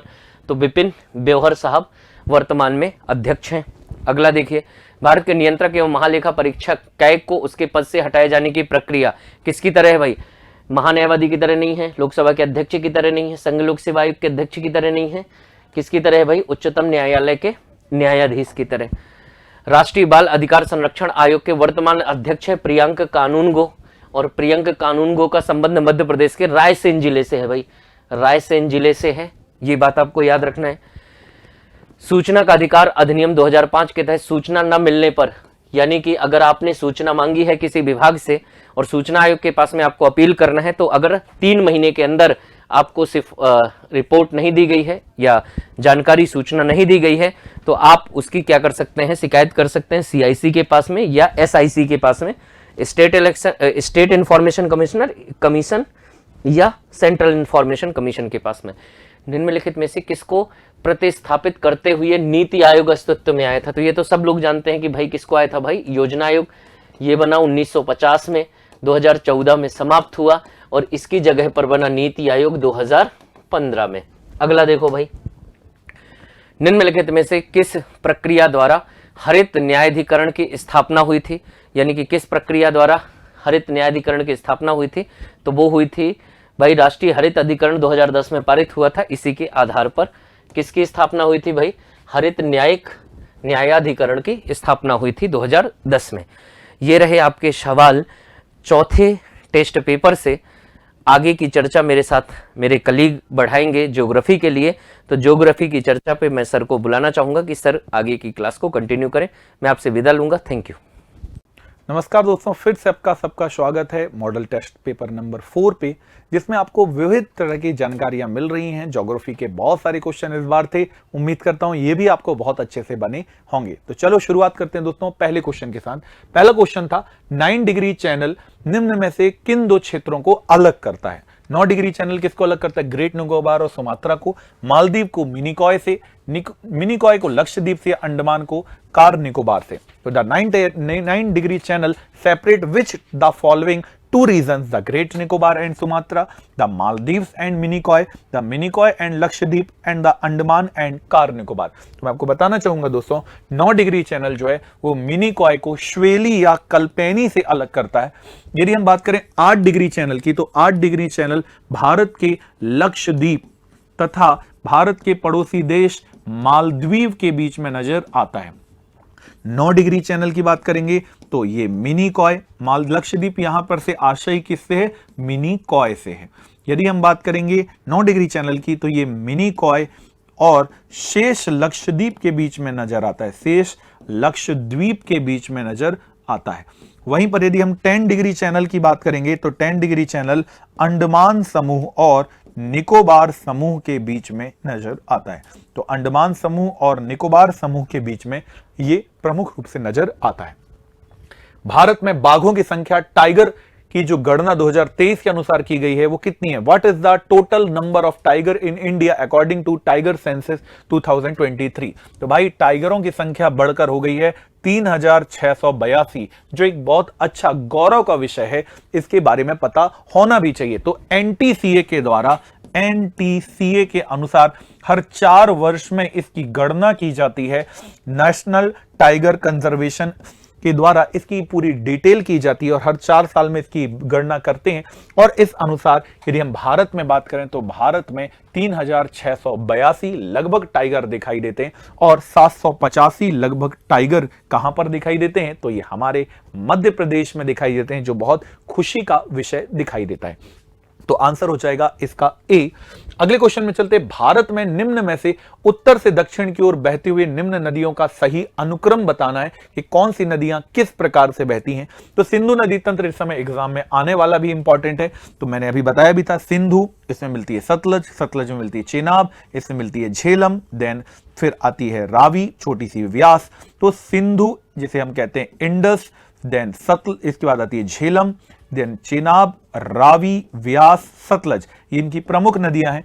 पर सिंधु से इसकी जो सहायक नदियां मिलती है जैसे श्योक की सहायक नदी है नुब्रा, और विविध प्रकार की नदियां मिलती हैं। तो इन नदियों के आधार पर यदि हम देखेंगे तो सबसे ऊपर बहती है श्योक, फिर आती है जौस्कर, देन स्फीति और देन सतलज। आंसर हो जाएगा बी, इसका बेस्ट आंसर नजर आता है। तो सिंधु नदी तंत्र, गंगा नदी तंत्र और ब्रह्मपुत्र नदी तंत्र, तीनों नदी तंत्रों को बहुत अच्छे से इसको याद करके जाइएगा दोस्तों। अगले क्वेश्चन में आते हैं। सेंसस जनगणना के ऊपर क्वेश्चन है जो बहुत महत्वपूर्ण है। इन जनगणना के बेस पर यदि हम बात करें तो ये जो क्वेश्चन क्यों इंपॉर्टेंट नजर आते हैं, तो इसका कारण है क्योंकि सेंसस भारत में नंबर 1 आ चुका है इसलिए। तो 2011 की जनगणना के अनुसार सर्वाधिक जनसंख्या वृद्धि कहां हुई है? The state showing the highest population growth rate according to 2011 census। इसके अनुसार सबसे ज्यादा जनगणना सबसे ज्यादा कहां पर वृद्धि हुई है? तो भाई 2011 के अनुसार सबसे ज्यादा जनसंख्या यदि कहीं वृद्धि हुई है तो सबसे ज्यादा जनसंख्या वृद्धि हुई है मेघालय में। कहां पर हुई दोस्तों? मेघालय में सबसे ज्यादा वृद्धि हुई है 27.95% की, लगभग 27.95% की वृद्धि पिछले 10 वर्षों के दौरान यहां पर होती हुई नजर आती है, जो इंपॉर्टेंट है। देन अरुणाचल, फिर बिहार का नंबर आता है। सेतु समुद्रम प्रोजेक्ट का संबंध किससे है? बंदरगाहों को जोड़ने से, मन्नार की खाड़ी को पाल्क स्ट्रेट से जोड़ने से, कोलकाता को म्यांमार के सितवे पोर्ट से जोड़ने से, स्पेशल इकोनॉमिक जोन SEZ से है। तो भाई किससे है? द कॉन्सेप्ट पोर्ट से है। Construct a route between the gulf of Mannar and Palk strait, the construct Kolkata with Sittwe port of Myanmar. तो मैं आपको बताना चाहूंगा जो भारत है, इस भारत का जो दक्षिणी भाग है, यह दक्षिणी भाग कन्याकुमारी है और यहीं से लगा हुआ है श्रीलंका। तो इसके एक और पाल्क स्ट्रेट है और दूसरी ओर गल्फ ऑफ मन्नार है। इनको आपस में जोड़ना है, जिनके बीच में राम सेतु आता है जो तलैया मन्नार से धनुषकोडी के बीच में है, अर्थात भारत से श्रीलंका के बीच में है। इसीलिए याद रखिएगा ये किसको जोड़ता है? तो पाल्क की खाड़ी को ये मन्नार की खाड़ी से जोड़ता है। It between the gulf of Mannar and Palk straight. और यहां की बात अंग्रेज सरकार के दौरान चल रही, परंतु धार्मिक आस्था का केंद्र होने के कारण ये कई बार विवाद के घेरे में रहता है। 1860 में इसकी बात पहली बार अंग्रेज सरकार द्वारा की गई थी। भारत में मैंग्रोव वनों के आधार पर घटते हुए क्रम है दोस्तों, किस क्रम में देखना है? तो घटते हुए क्रम में आपको देखना है कि घटते हुए क्रम में कौन से राज्य में ये दिखाई देते हैं। वेस्ट बंगाल, गुजरात, अंडमान निकोबार में दिखाई देते हैं। गुजरात, वेस्ट बंगाल, अंडमान में दिखाई देते हैं। अंडमान निकोबार, पश्चिम बंगाल, गुजरात में दिखते हैं, या पश्चिम बंगाल, अंडमान और गुजरात में इनकी अवस्थिति दिखाई देती है। तो भाई जो ये which of the following are the correct order of the descending order base और मैंग्रोव ट्री, मैंग्रोव ट्री के बेस पर ये कौन से स्टेट हैं जो आगे और पीछे दिखाई देते हैं, इनकी चर्चा करनी है। तो वेस्ट बंगाल, गुजरात, अंडमान है, गुजरात, वेस्ट बंगाल, अंडमान है, अंडमान निकोबार, वेस्ट बंगाल, गुजरात है, वेस्ट बंगाल, अंडमान और गुजरात है। तो इसका क्या बेस्ट आंसर है? तो ध्यान रखिएगा इसके आंसर की यदि हम बात करें मैंग्रोव, तो मैंग्रोव क्या होता है? तो मैंग्रोव एक सुंदरी अर्थात समुद्र के खारे पानी में पाया जाने वाला पेड़ है, जो समुद्र के जल के, इसके तने समुद्र के जल के ऊपर भी होते हैं और समुद्र के जल के नीचे भी दिखाई देते हैं। और इसकी सर्वाधिक अवस्थिति देखें तो पश्चिम बंगाल में है, देन गुजरात में है और अंडमान निकोबार में पाए जाते हैं। ये क्या करते हैं? तो ये करते हैं तूफानों से तटों की रक्षा करते हैं, मृदा अपरदन के काम को कम करते हैं और जलीय जैव विविधता को भी बनाए रखते हैं। तो ध्यान रखिएगा दोस्तों, बहुत इंपॉर्टेंट क्वेश्चन है। आंसर हो जाएगा वेस्ट बंगाल, गुजरात एंड अंडमान। भारत में वन आवरण कितने प्रतिशत है? तो ध्यान रखिएगा वन आवरण, what is the percentage of forest cover in India. तो भारत में वन आवरण की यदि हम बात करें तो वन आवरण है 21.71% लगभग दिखाई देता है। 21.71% इसका बेस्ट वन आवरण दिखाई देता है, जबकि वन क्षेत्र कितना है? तो वन क्षेत्र 24.62% के लगभग हमको यहां दिखाई देता है। ट्री कवर की बात करेंगे तो लगभग 2.6 दिखाई देता है। तो ये आंकड़े हैं जो स्टैटिक डेटा से संबंधित है। यूट्यूब में पहले भी इसके और वीडियो उपलब्ध हैं, इंडियन ज्योग्राफी, फिजिकल और वर्ल्ड के, आप उसे भी देखिए। वहां पूरे के पूरे डेटा सेंसस की बात की गई है, जो आपके लिए और अधिक इंपॉर्टेंट साबित होंगे। इंपॉर्टेंट करंट से लिया हुआ ज्योग्राफी क्वेश्चन है। गोलन हाइट्स के बारे में बताना है कि निम्न में कौन सी घटना का संबंध यदा कदा समाचार में रहता है। ये कहां है Golan Heights? West central Asia में, मध्य पूर्व एशिया में दिखाई देती है, दक्षिण पूर्व एशिया में है या मध्य एशिया में दिखाई देती है? सेंट्रल एशिया में है, मिडिल एशिया में है, मिडिल ईस्ट एशिया में, साउथ ईस्ट एशिया में या सेंट्रल अफ्रीका में? ये मध्य अफ्रीका में। ये आखिरकार कहां है? Golan Heights. तो गोलन हाइट्स की जब हम बात आती है तो ये इसलिए आती है चूंकि इजराइल का संबंध यहां से, इजराइल की बात आती है चूंकि अभी युद्ध चल रहा है इजराइल और हमास के बीच में, इसलिए और भी ज्यादा ये महत्व हो जाता है इसका। और ये है मध्य पूर्व एशिया में। क्या हुआ था? 1981 की बात है। 1981 में इजराइल ने बहुत महत्वपूर्ण रणनीतिक युद्ध लड़ा 6 दिनों तक, और 6 दिनों के युद्ध में इसने सीरिया देश से, किस देश से? सीरिया देश से युद्ध में इस क्षेत्र को प्राप्त किया, और यह क्षेत्र कहलाता है गोलन हाइट्स का क्षेत्र कहलाता है। तो बहुत इंपॉर्टेंट कौन सा है? गोलन हाइट्स का क्षेत्र, जो एक विवादित क्षेत्र है, और 6 दिवसीय युद्ध के बाद इजराइल ने इस भूमि को प्राप्त किया था, जिसे कहा जाता है गोलन हाइट्स। जॉर्डन सब यही इसके निकटवर्ती भाग हैं। तो एक बार इजराइल और इसके आसपास के क्षेत्र को जरूर देख लीजिएगा। अगले प्रश्न में आते हैं, हॉर्न ऑफ अफ्रीका में कौन सा शामिल नहीं है? Which is does not include in horn of Africa. अब हॉर्न ऑफ अफ्रीका क्या है? अफ्रीका जो आपको दिखाई देता है, इस अफ्रीका के नॉर्थ ईस्ट में आपको जो ये सींग जैसे स्ट्रक्चर दिखाई देता है, यहां के जो देश है इसे हॉर्न ऑफ अफ्रीका कहते हैं, जिसमें इथोपिया, इरिट्रिया, सोमालिया, जिबूती शामिल है, केन्या शामिल नहीं है। इट मींस इसका आंसर क्या हो जाएगा? इसका आंसर हो जाएगा Kenya, which is not include. बाकी तीनों इंक्लूड हैं, आंसर हो जाएगा डी, केन्या। तो हॉर्न ऑफ अफ्रीका क्या है? इसके यहीं पर रेड सी है, लाल सागर दिखाई देता है, इसी के पास में गल्फ ऑफ एडन, अदन की खाड़ी दिखाई देती है, और इसी के बीच में दिखाई देता है आंसुओं का प्रवेश द्वार, जिसे कहा जाता है बाबल मंडेप जलसंधि। बाबल मंडेप, जिसे which is known as gateway of tears, आंसुओं का द्वार कहा जाता है। निम्न में से किस एक की सीमा कैस्पियन सागर से नहीं लगी है? ऐसा कौन सा देश है जिसकी सीमा कैस्पियन सागर से नहीं लगी है? इसकी बात करनी है। Armenia, Azerbaijan, Kazakhstan, Iran. तो दोस्तों पता होना चाहिए, बहुत इंपॉर्टेंट है, दुनिया का सबसे बड़ी झील है कैस्पियन सागर, और कैस्पियन सागर अर्मेनिया से नहीं लगी है। अर्मेनिया से नहीं लगी है, अजरबैजान से लगा है, कजाकिस्तान से लगा, ईरान से लगा हुआ है, रूस से लगा हुआ है। तो ध्यान रखिएगा, बहुत सारे देशों से इसकी बॉर्डर लगी हुई है, जिनमें कौन कौन से? अजरबैजान, कजाकिस्तान, ईरान, रूस, और पांचों और अंतिम देश कौन सा है? तुर्कमेनिस्तान। तो तुर्कमेनिस्तान, ये 5 देश हैं जिससे क्या लगा हुआ है? कैस्पियन सागर लगा हुआ है, जो दुनिया की सबसे बड़ी खारे पानी की झील दिखाई देता है। अगला क्वेश्चन, राज्य आपदा प्रबंधन प्राधिकरण जो है, इसका प्रस्ताव राष्ट्रीय आपदा प्रबंधन अधिनियम की किस धारा में लिया गया है? तो एनडीएमए की बात की गई है। तो नेशनल डिजास्टर मैनेजमेंट एक्ट जो बना था वो 2005 में बना था, और इस एक्ट के अनुसार राज्य लेवल पर, केंद्र स्तर पर काम करता है NDRF, national disaster response force. वहीं पर स्टेट लेवल पर SDRF, state disaster relief force काम करता है। जिला लेवल पर DDRF, district disaster relief force काम करता है। और इसके चूंकि राज्य की बात की गई, स्टेट प्राधिकरण एसडीएमए की बात की गई है, तो स्टेट डिजास्टर मैनेजमेंट अथॉरिटी की बात धारा नंबर 14 में की गई है। आपदा प्रबंधन बहुत इंपॉर्टेंट है, स्कूलों में भी पढ़ाया जा रहा है, भूगोल के सिलेबस में भी आता है, इसलिए इस तरह के क्वेश्चनों को लगातार पढ़िएगा। उम्मीद करता हूं कि इस चौथे नंबर टेस्ट में जितने भी ज्योग्राफी के क्वेश्चन थे आपको बहुत अच्छे से बने होंगे। आपने पहले खुद से स्वयं से एवेल्युएट किया होगा, देन इसकी बात की होगी। इसके अलावा दोस्तों, एमपीपीएससी प्रीलिम्स देने से पहले आप चाहें तो 10 बार और उसके पहले अपने आप को चेक कर सकते हैं कि आपकी तैयारी किस तरह से है। इसके लिए आपको क्या करना है? अपने नजदीकी बुक स्टोर में जाना है, वहां से इसे आप ले सकते हैं। आपके पास बुकशाला ऐप, उत्कर्ष की बुकशाला ऐप है, आप वहां से ले सकते हैं। इंदौर का जो उत्कर्ष सेंटर है आप यहां से ले सकते हैं, या फिर आपके नजदीकी जो बुक स्टोर है वहां से भी आप इसे लेकर अपनी तैयारी को जांच सकते हैं। तो उम्मीद करता हूं दोस्तों इस प्रकार से आप और मजबूती से और अच्छे से तैयारी करेंगे, क्योंकि प्रीलिम्स के बाद तुरंत हमें मेंस में लगना है, फिर इंटरव्यू की बारी है, और फिर जो इतना संघर्ष हमने किया है उसकी बात हमको बाकियों से बयां करनी है, ताकि उनको मोटिवेशन मिल सके, और फिर देश हित में लगकर एक सरकारी सेवक के रूप में आपको काम करना है दोस्तों। तो उम्मीद करता हूं आज के प्रश्न बने होंगे। अगले पेपर के लिए अभी से आपको शुभकामनाएं। जय हिंद, जय भारत।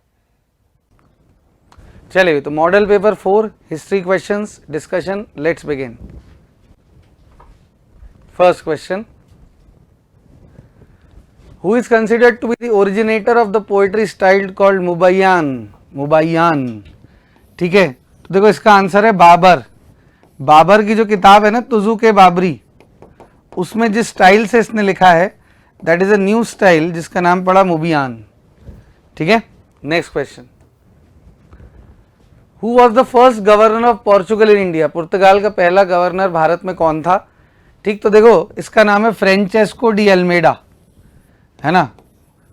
बेसिकली गोवा, क्लियर, और ब्लू वाटर पॉलिसी जिसे बोलते हैं। ठीक है, तो फ्रेंचेस्को डी अल्मेडा पहला व्यक्ति था जिसे जितने भी पोर्चुगीज टेरिटरी थी इंडिया में उसे संभालने के लिए भेजा गया था। Famous for is blue water policy, blue water policy के लिए वो फेमस है। नेक्स्ट, सिंधु घाटी सभ्यता के किस स्थल से दाढ़ी वाले पुजारी की प्रतिमा मिली है। ठीक है, तो ये है फेमस बियर्डेड प्रीस्ट किंग, है ना, बियर्डेड प्रीस्ट किंग।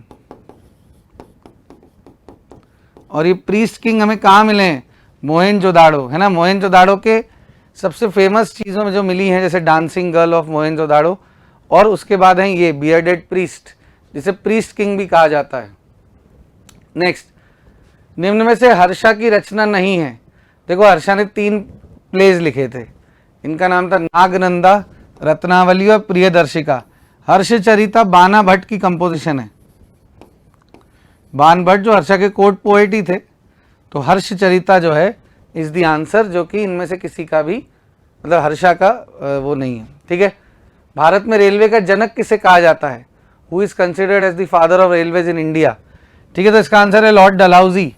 1854 में रेलवे माइन्यूट आया था, रेलवे माइन्यूट आया था, और फिर पहली रेलवे लाइन डली थी, है ना। पहले first railway line was establish from Mumbai to Thane.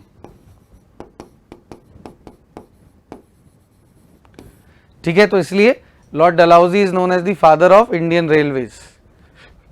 Next, match the following करना है। ये विजयनगर के ऊपर क्वेश्चन लग रहा है, और इसमें जो है जो 4 रूलर विजयनगर पर डायनेस्टीज जो रूल करती थी 4, उनके शायद फाउंडर की बात चल रही है।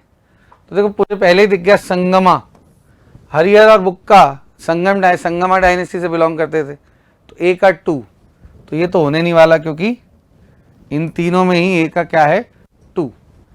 ठीक है, अब सलुवा में नरसिम्हा, सलुवा नरसिम्हा, बहुत बढ़िया, तो बी का 1 हो गया। तो बी का 1 काय में, बी का 1 इसमें है वैसे, तो यही आंसर होना चाहिए बी। सी का 4, यस, तुलु वीरा नरसिम्हा और अराविडू तिरुमला। ठीक है, तो ये अच्छा क्वेश्चन था वैसे, पर इसका बी आंसर है। Next, by whom was Shrimad Bhagavat Purana translated in English. तो इसका आंसर है चार्ल्स विल्किंस। ठीक है, चार्ल्स विल्किंस ने पहली बार श्रीमद् भगवत गीता को ट्रांसफर किया था, ट्रांसलेट किया था इंग्लिश में। ठीक है भाई, चार्ल्स विल्किंस, है ना। ये सब वॉरेन हेस्टिंग्स के समय हुआ था।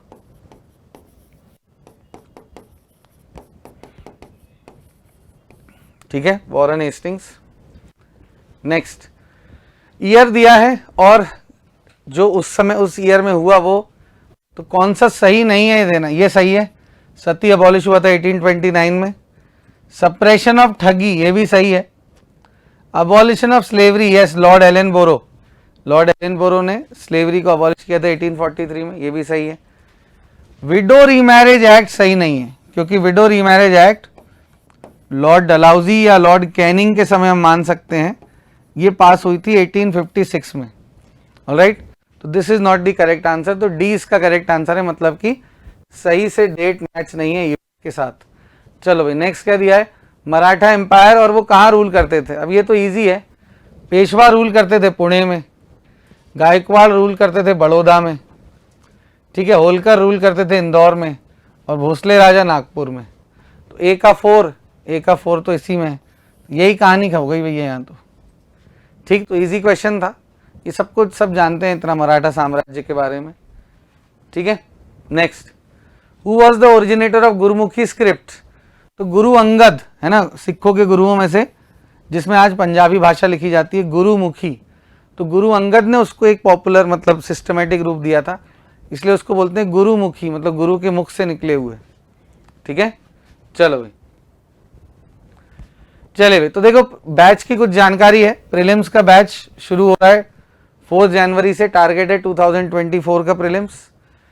यूपीएससी की भी हम शुरुआत कर रहे हैं इंदौर में क्लासरूम प्रोग्राम 4 जनवरी से 2024 इसका टारगेट रहेगा।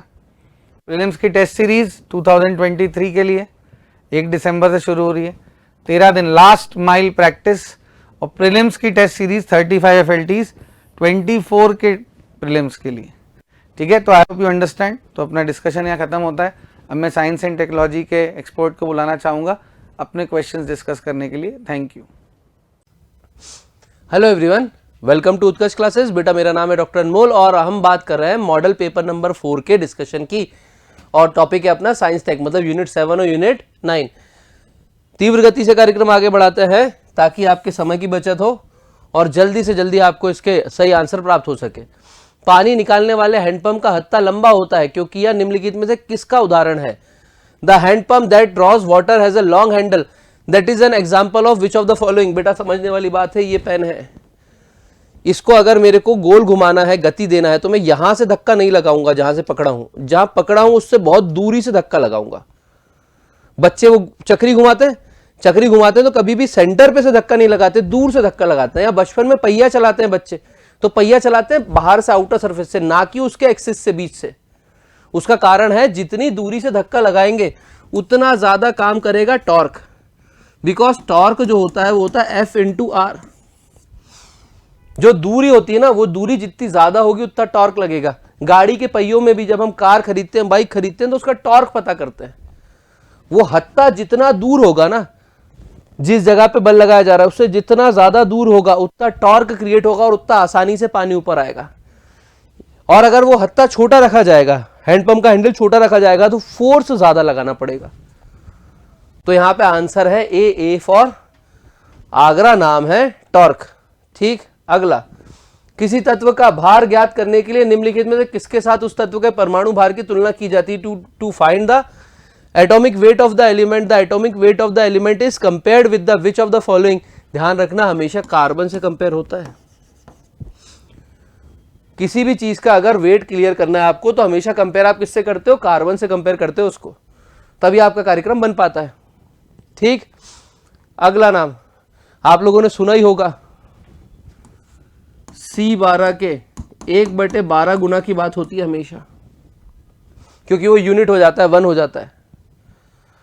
निम्नलिखित युग्मों में से कौन सा सुमेलित नहीं है? विच of the following pair is not matched? Not. Apiculture, AP मधुमक्खी है, सत्यवचन है। सेरिकल्चर, रेशम कीट है, सत्यवचन है। पिसीकल्चर, लाख कीड़ा, बिल्कुल नहीं बेटा। पिसीकल्चर का मतलब होता है मछली पालन, पीसी का मतलब होता है फिश फार्मिंग, तो यही सुमेलित नहीं है। तो आंसर हो गया सी फॉर चेन्नई। अगला देख लेते हैं, हार्टिकल्चर, वेजिटेबल, सत्यवचन है। निम्नलिखित में से कथनों पर विचार कीजिए। करेंगे भाई साहब। Consider the following statement about haemoglobin. ठीक है, इट कंटेन्स आयरन एलिमेंट, सत्यवचन भाई साहब, ध्यान से देखना। हीमोग्लोबिन के भीतर होता है आयरन, क्लोरोफिल के भीतर होता है, या तक क्लोरोफिल के अंदर सेंटर एटम होता है मैग्नीशियम, और विटामिन B12 साइनोकोबालामाइन के अंदर होता है कोबाल्ट। हमेशा याद रखना। तो इसमें लोह तत्व होता है सत्यवचन। यह रक्त को लाल रंग प्रदान करता है, बिल्कुल प्रदान करता है। हीमोग्लोबिन का कलर है बैंगनी,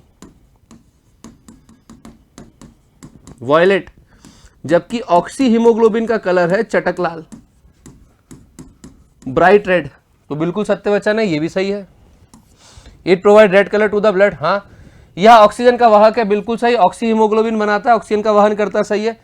it provides immunity against some disease, ना भाई, इम्यूनिटी इसका काम नहीं है। इम्यूनिटी काम है WBC का, इम्यूनिटी इसका काम नहीं है। 4 गलत है, 4 गलत, 4 गलत, 4 गलत। आंसर हो गया B for Bhopal.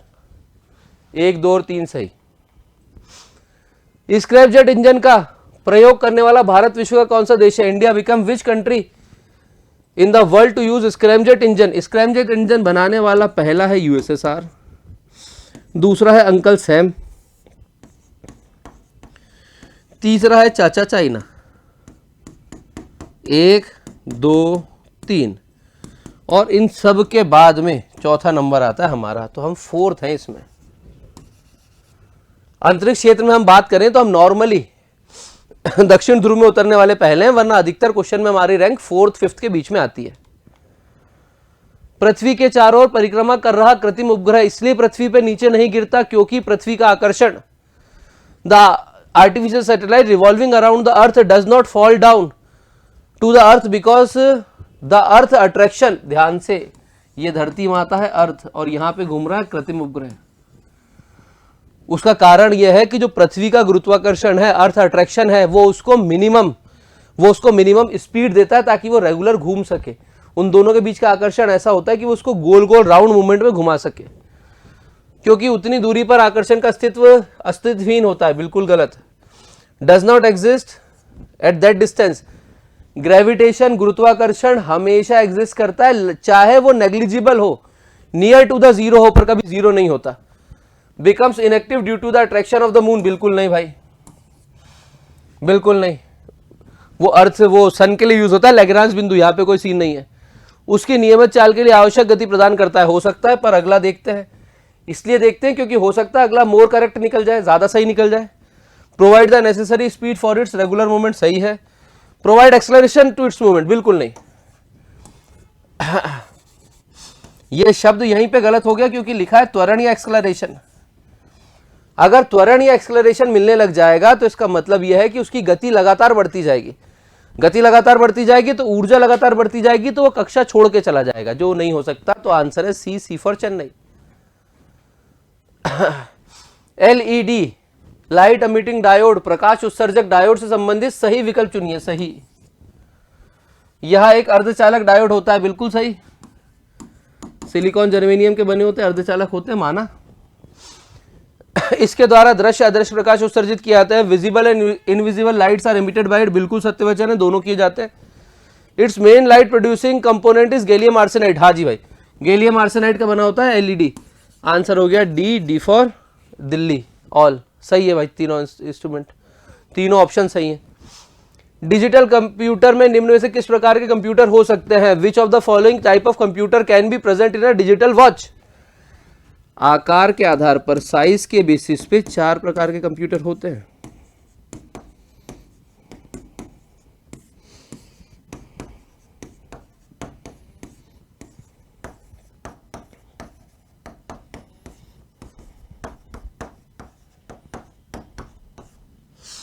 Main frame, mini, micro, embedded.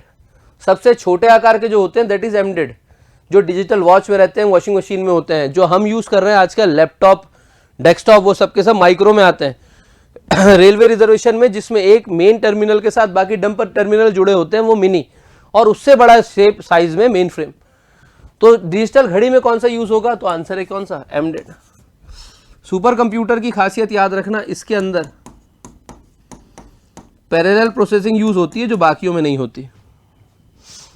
तो आंसर हो गया ए फॉर आगरा।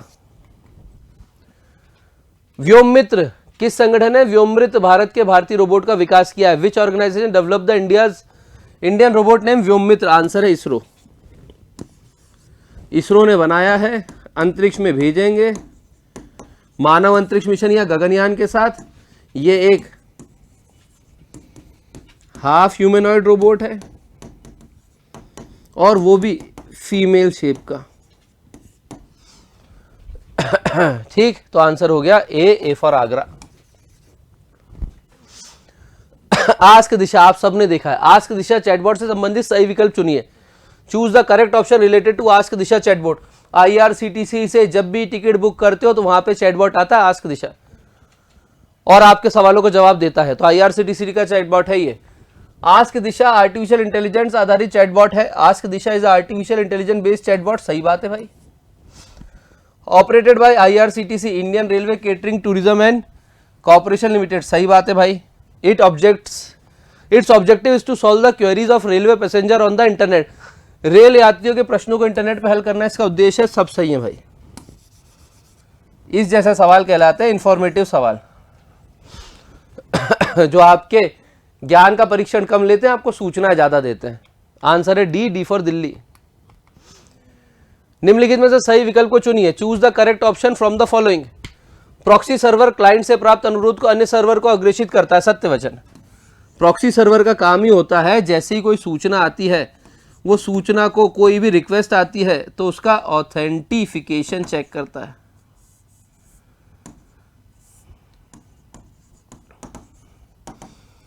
वो सूचना का ऑथेंटिफिकेशन चेक करता है कि अगर ऑथेंटिक यूजर है तो उसको मेन सर्वर पे भेजेगा, वरना नहीं से भेजेगा। प्रॉक्सी सर्वर का काम यही होता है। रिक्वेस्ट आपने भेजी किसी सर्वर को ज्वाइन करने के लिए, तो पहले जाती है छद्म डमी सर्वर के पास, जो चेक करता है वैलिड यूजर होना। अगर वैलिड यूजर है तो आगे जाएगी सूचना, वरना नहीं जाएगी, रिक्वेस्ट रोक देगा। तो ये सत्य है। Proxy server provide TCP and IP address. हाँ, उस टाइम के यूज के लिए देता है। तो आंसर हो जाता है सी फॉर चेन्नई। गर्व ऐप किससे संबंधित है? देखना, गर्व ऐप, ये गर्व का मतलब होता है GAR का मतलब होता है ग्रामीण, और V का मतलब होता है विद्युतीकरण। तो गर्व ऐप का कार्यक्रम है किससे संबंधित? A फॉर आगरा, ग्रामीण विद्युतीकरण। एक निश्चित और छोटे भौगोलिक क्षेत्र लगभग 10 किलोमीटर में कंप्यूटर को आपस में जोड़ने के लिए प्रयुक्त होता है। ध्यान से, अगर मुझे अपने कमरे में बनाना है तो मैं बनाऊंगा pan, personal area network. Building में बनाना है तो बनाऊंगा लैन, लोकल एरिया नेटवर्क। अगर मुझे शहर में बनाना है तो बनाऊंगा मैन, मेट्रोपॉलिटन एरिया नेटवर्क। अगर किसी यूनिवर्सिटी कैंपस में बनाना है तो बनाऊंगा कैन, कैंपस एरिया नेटवर्क। और पूरे दुनिया को जोड़ देना है तो बनाऊंगा वैन, वाइड एरिया नेटवर्क। यहाँ पे भाई साहब कितने किलोमीटर की बात कर रहे हैं? 10 किलोमीटर। तो या तो आंसर मैन होगा या तो आंसर कैन होगा। देख लेते हैं ऑप्शन। मैन तो है, हो सकता है। VPN वर्चुअल प्राइवेट नेटवर्क, बिल्कुल नहीं। पर्सनल एरिया नेटवर्क छोटे एरिया काम में आता है, बिल्कुल नहीं। WLAN wireless local area network, ये भी नहीं। आंसर हो जाता है क्या? A for Agra. अगला, कू ऐप सोशल नेटवर्किंग संबंधित सही विकल्प को चुनिए। कू ऐप से संबंधित सोशल नेटवर्किंग के सही विकल्प को चुनिए। अगर मैं बात करूं तो भारतीय ट्विटर है ये। इसकी स्थापना 2019 में की थी अपमय राधाकृष्णन और मयंक बीड़ावाले ने मिलकर। नाइजीरिया की गवर्नमेंट पहली सरकार थी अंतर्राष्ट्रीय स्तर पे जिसने इसको ज्वाइन किया था, ठीक, क्योंकि उनको ट्विटर ने बैन कर दिया था उस टाइम पे। बेंगलुरु में हेडक्वार्टर है। देख लेते हैं क्या क्या है। संस्थापक अपप्रमेय राधाकृष्णन और मयंक बिडवाटका। हाँ, इनका सरनेम ऊपर नीचे टेंशन होती है। It is a indigenous micro blogging platform. यह एक स्वदेशी माइक्रो ब्लॉगिंग प्लेटफॉर्म है। सत्यवचन। स्थापना 2019, बेंगलोर मुख्यालय। सही पूछा है ना? Right statement. हाँ, बोथ ऑफ दीज अबव। अगला, निम्नलिखित में से कौन सी सबसे बड़ी भारतीय ई मार्केट प्लेस कंपनी है? विच of the following is the largest Indian E market place company? पहले का नाम स्नैपडील। भाई साहब याद रखना, इसके संस्थापक कुणाल बहल और रोहित बंसल। ये भारत की सबसे बड़ी तो नहीं है इस टाइम पे। सबसे बड़ी तो ये है फ्लिपकार्ट। आंसर हो गया बी, जिसका था आपके दोनों बंसल भाई, बिन्नी बंसल और सचिन बंसल। अब मुझे नहीं पता ये भाई हैं कि नहीं है, लेकिन याद रखने के लिए आसान हो जाता है। पेटीएम विजय शेखर शर्मा जी।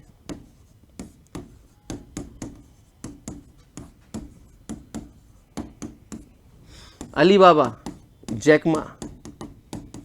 भारतीय भी नहीं है वैसे ये तो, पर आंसर है यहाँ पे क्या? आंसर है बी, फ्लिपकार्ट।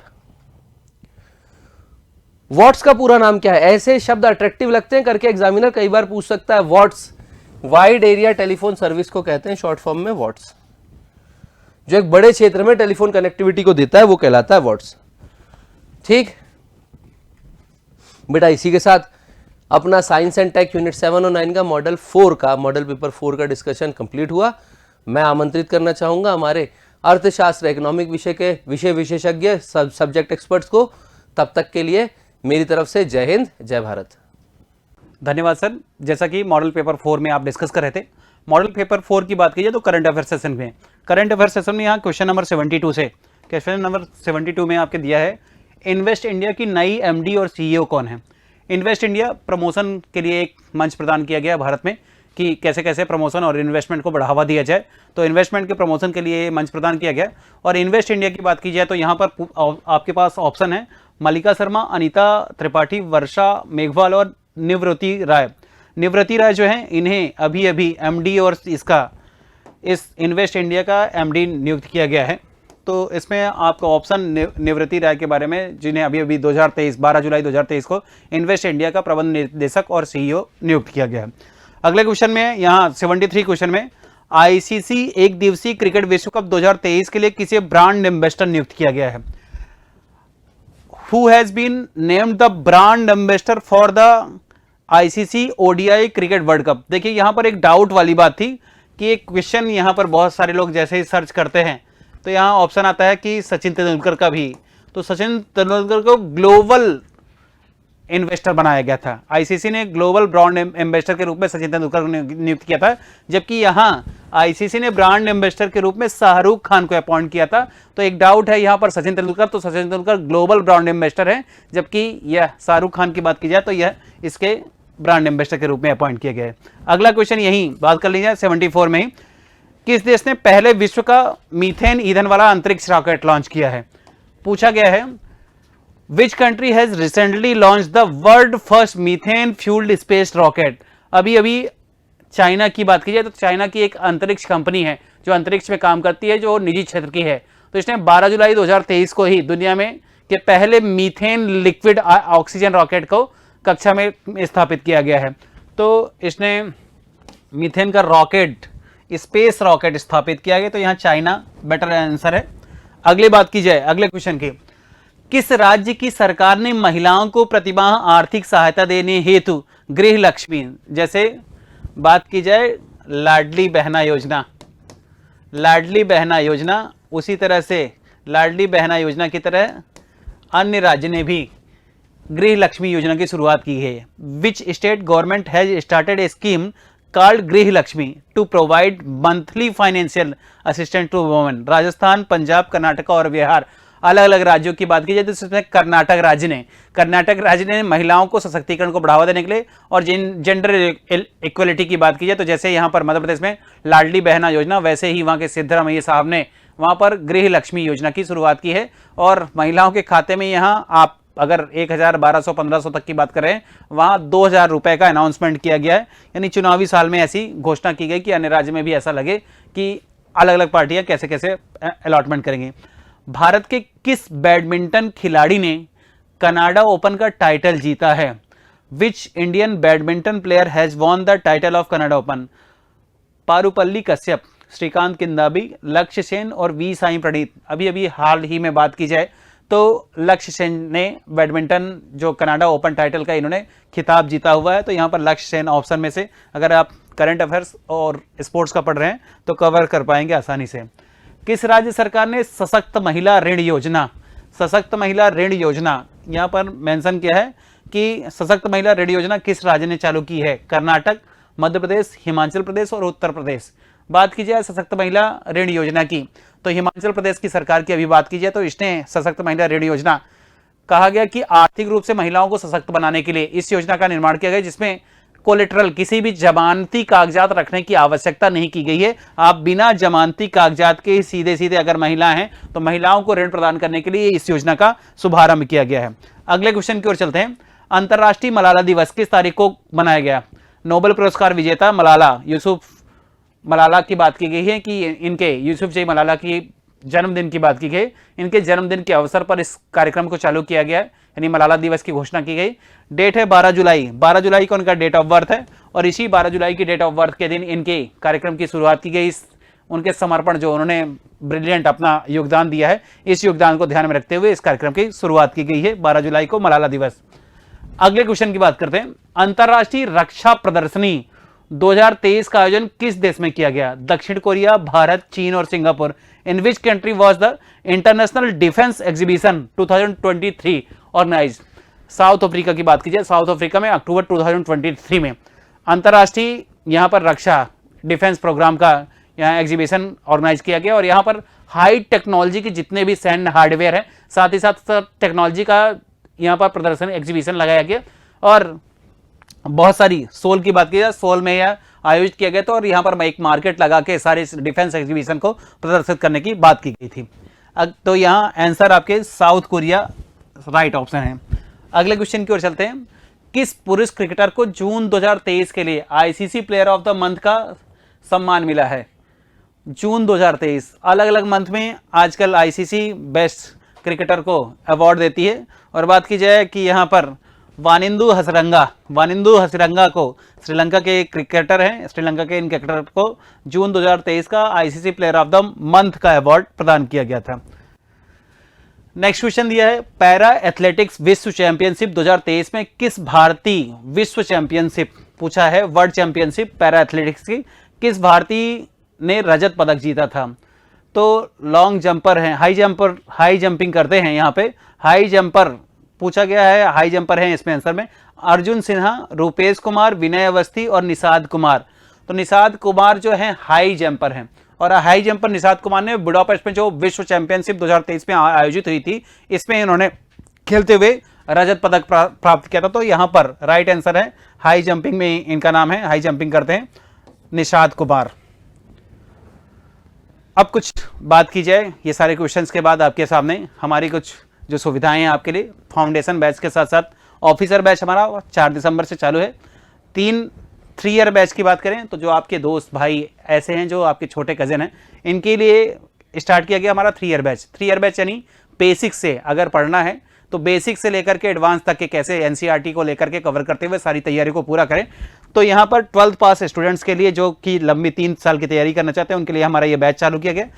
अगर स्पेशलिटीज की बात की जाए तो हमारे यहाँ सेपरेट बैच हैं हिंदी मीडियम और इंग्लिश मीडियम की, बहुत ही अच्छी फैकल्टी और बहुत ही अच्छी फैसिलिटी, वे बिल्कुल नवाचार के साथ इनोवेशन के साथ हमारी क्लास चलती है। कोई भी इस संबंध में आपको जानकारी प्राप्त करना हो तो हमारे 24/7 नंबर आप इस नंबर पर कॉल कर सकते हैं या फिर हमारे सीधे सेंटर पर आकर विजिट करके आप सारी जानकारियां प्राप्त कर सकते हैं। बात करते हैं ये जो पेपर मॉडल पेपर 4 था, पिछले 3 पेपर आपने सॉल्व कर लिए होंगे, उसके साथ डिस्क्रिप्शन कर लिया होगा। चौथा पेपर भी आप सॉल्व करके ये डिस्क्रिप्शन देख लें। आपके सारे डाउट्स अगर कुछ हैं तो उनको भी यहाँ पर क्वेरी को सॉल्व किया गया है। अगले पेपर में भी आप ऐसे लगातार जो बचे हुए 6 पेपर हैं उनको लगाइए और अपनी तैयारी को बेहतर करते हुए इसी बार सिलेक्शन को दुरुस्त करिए।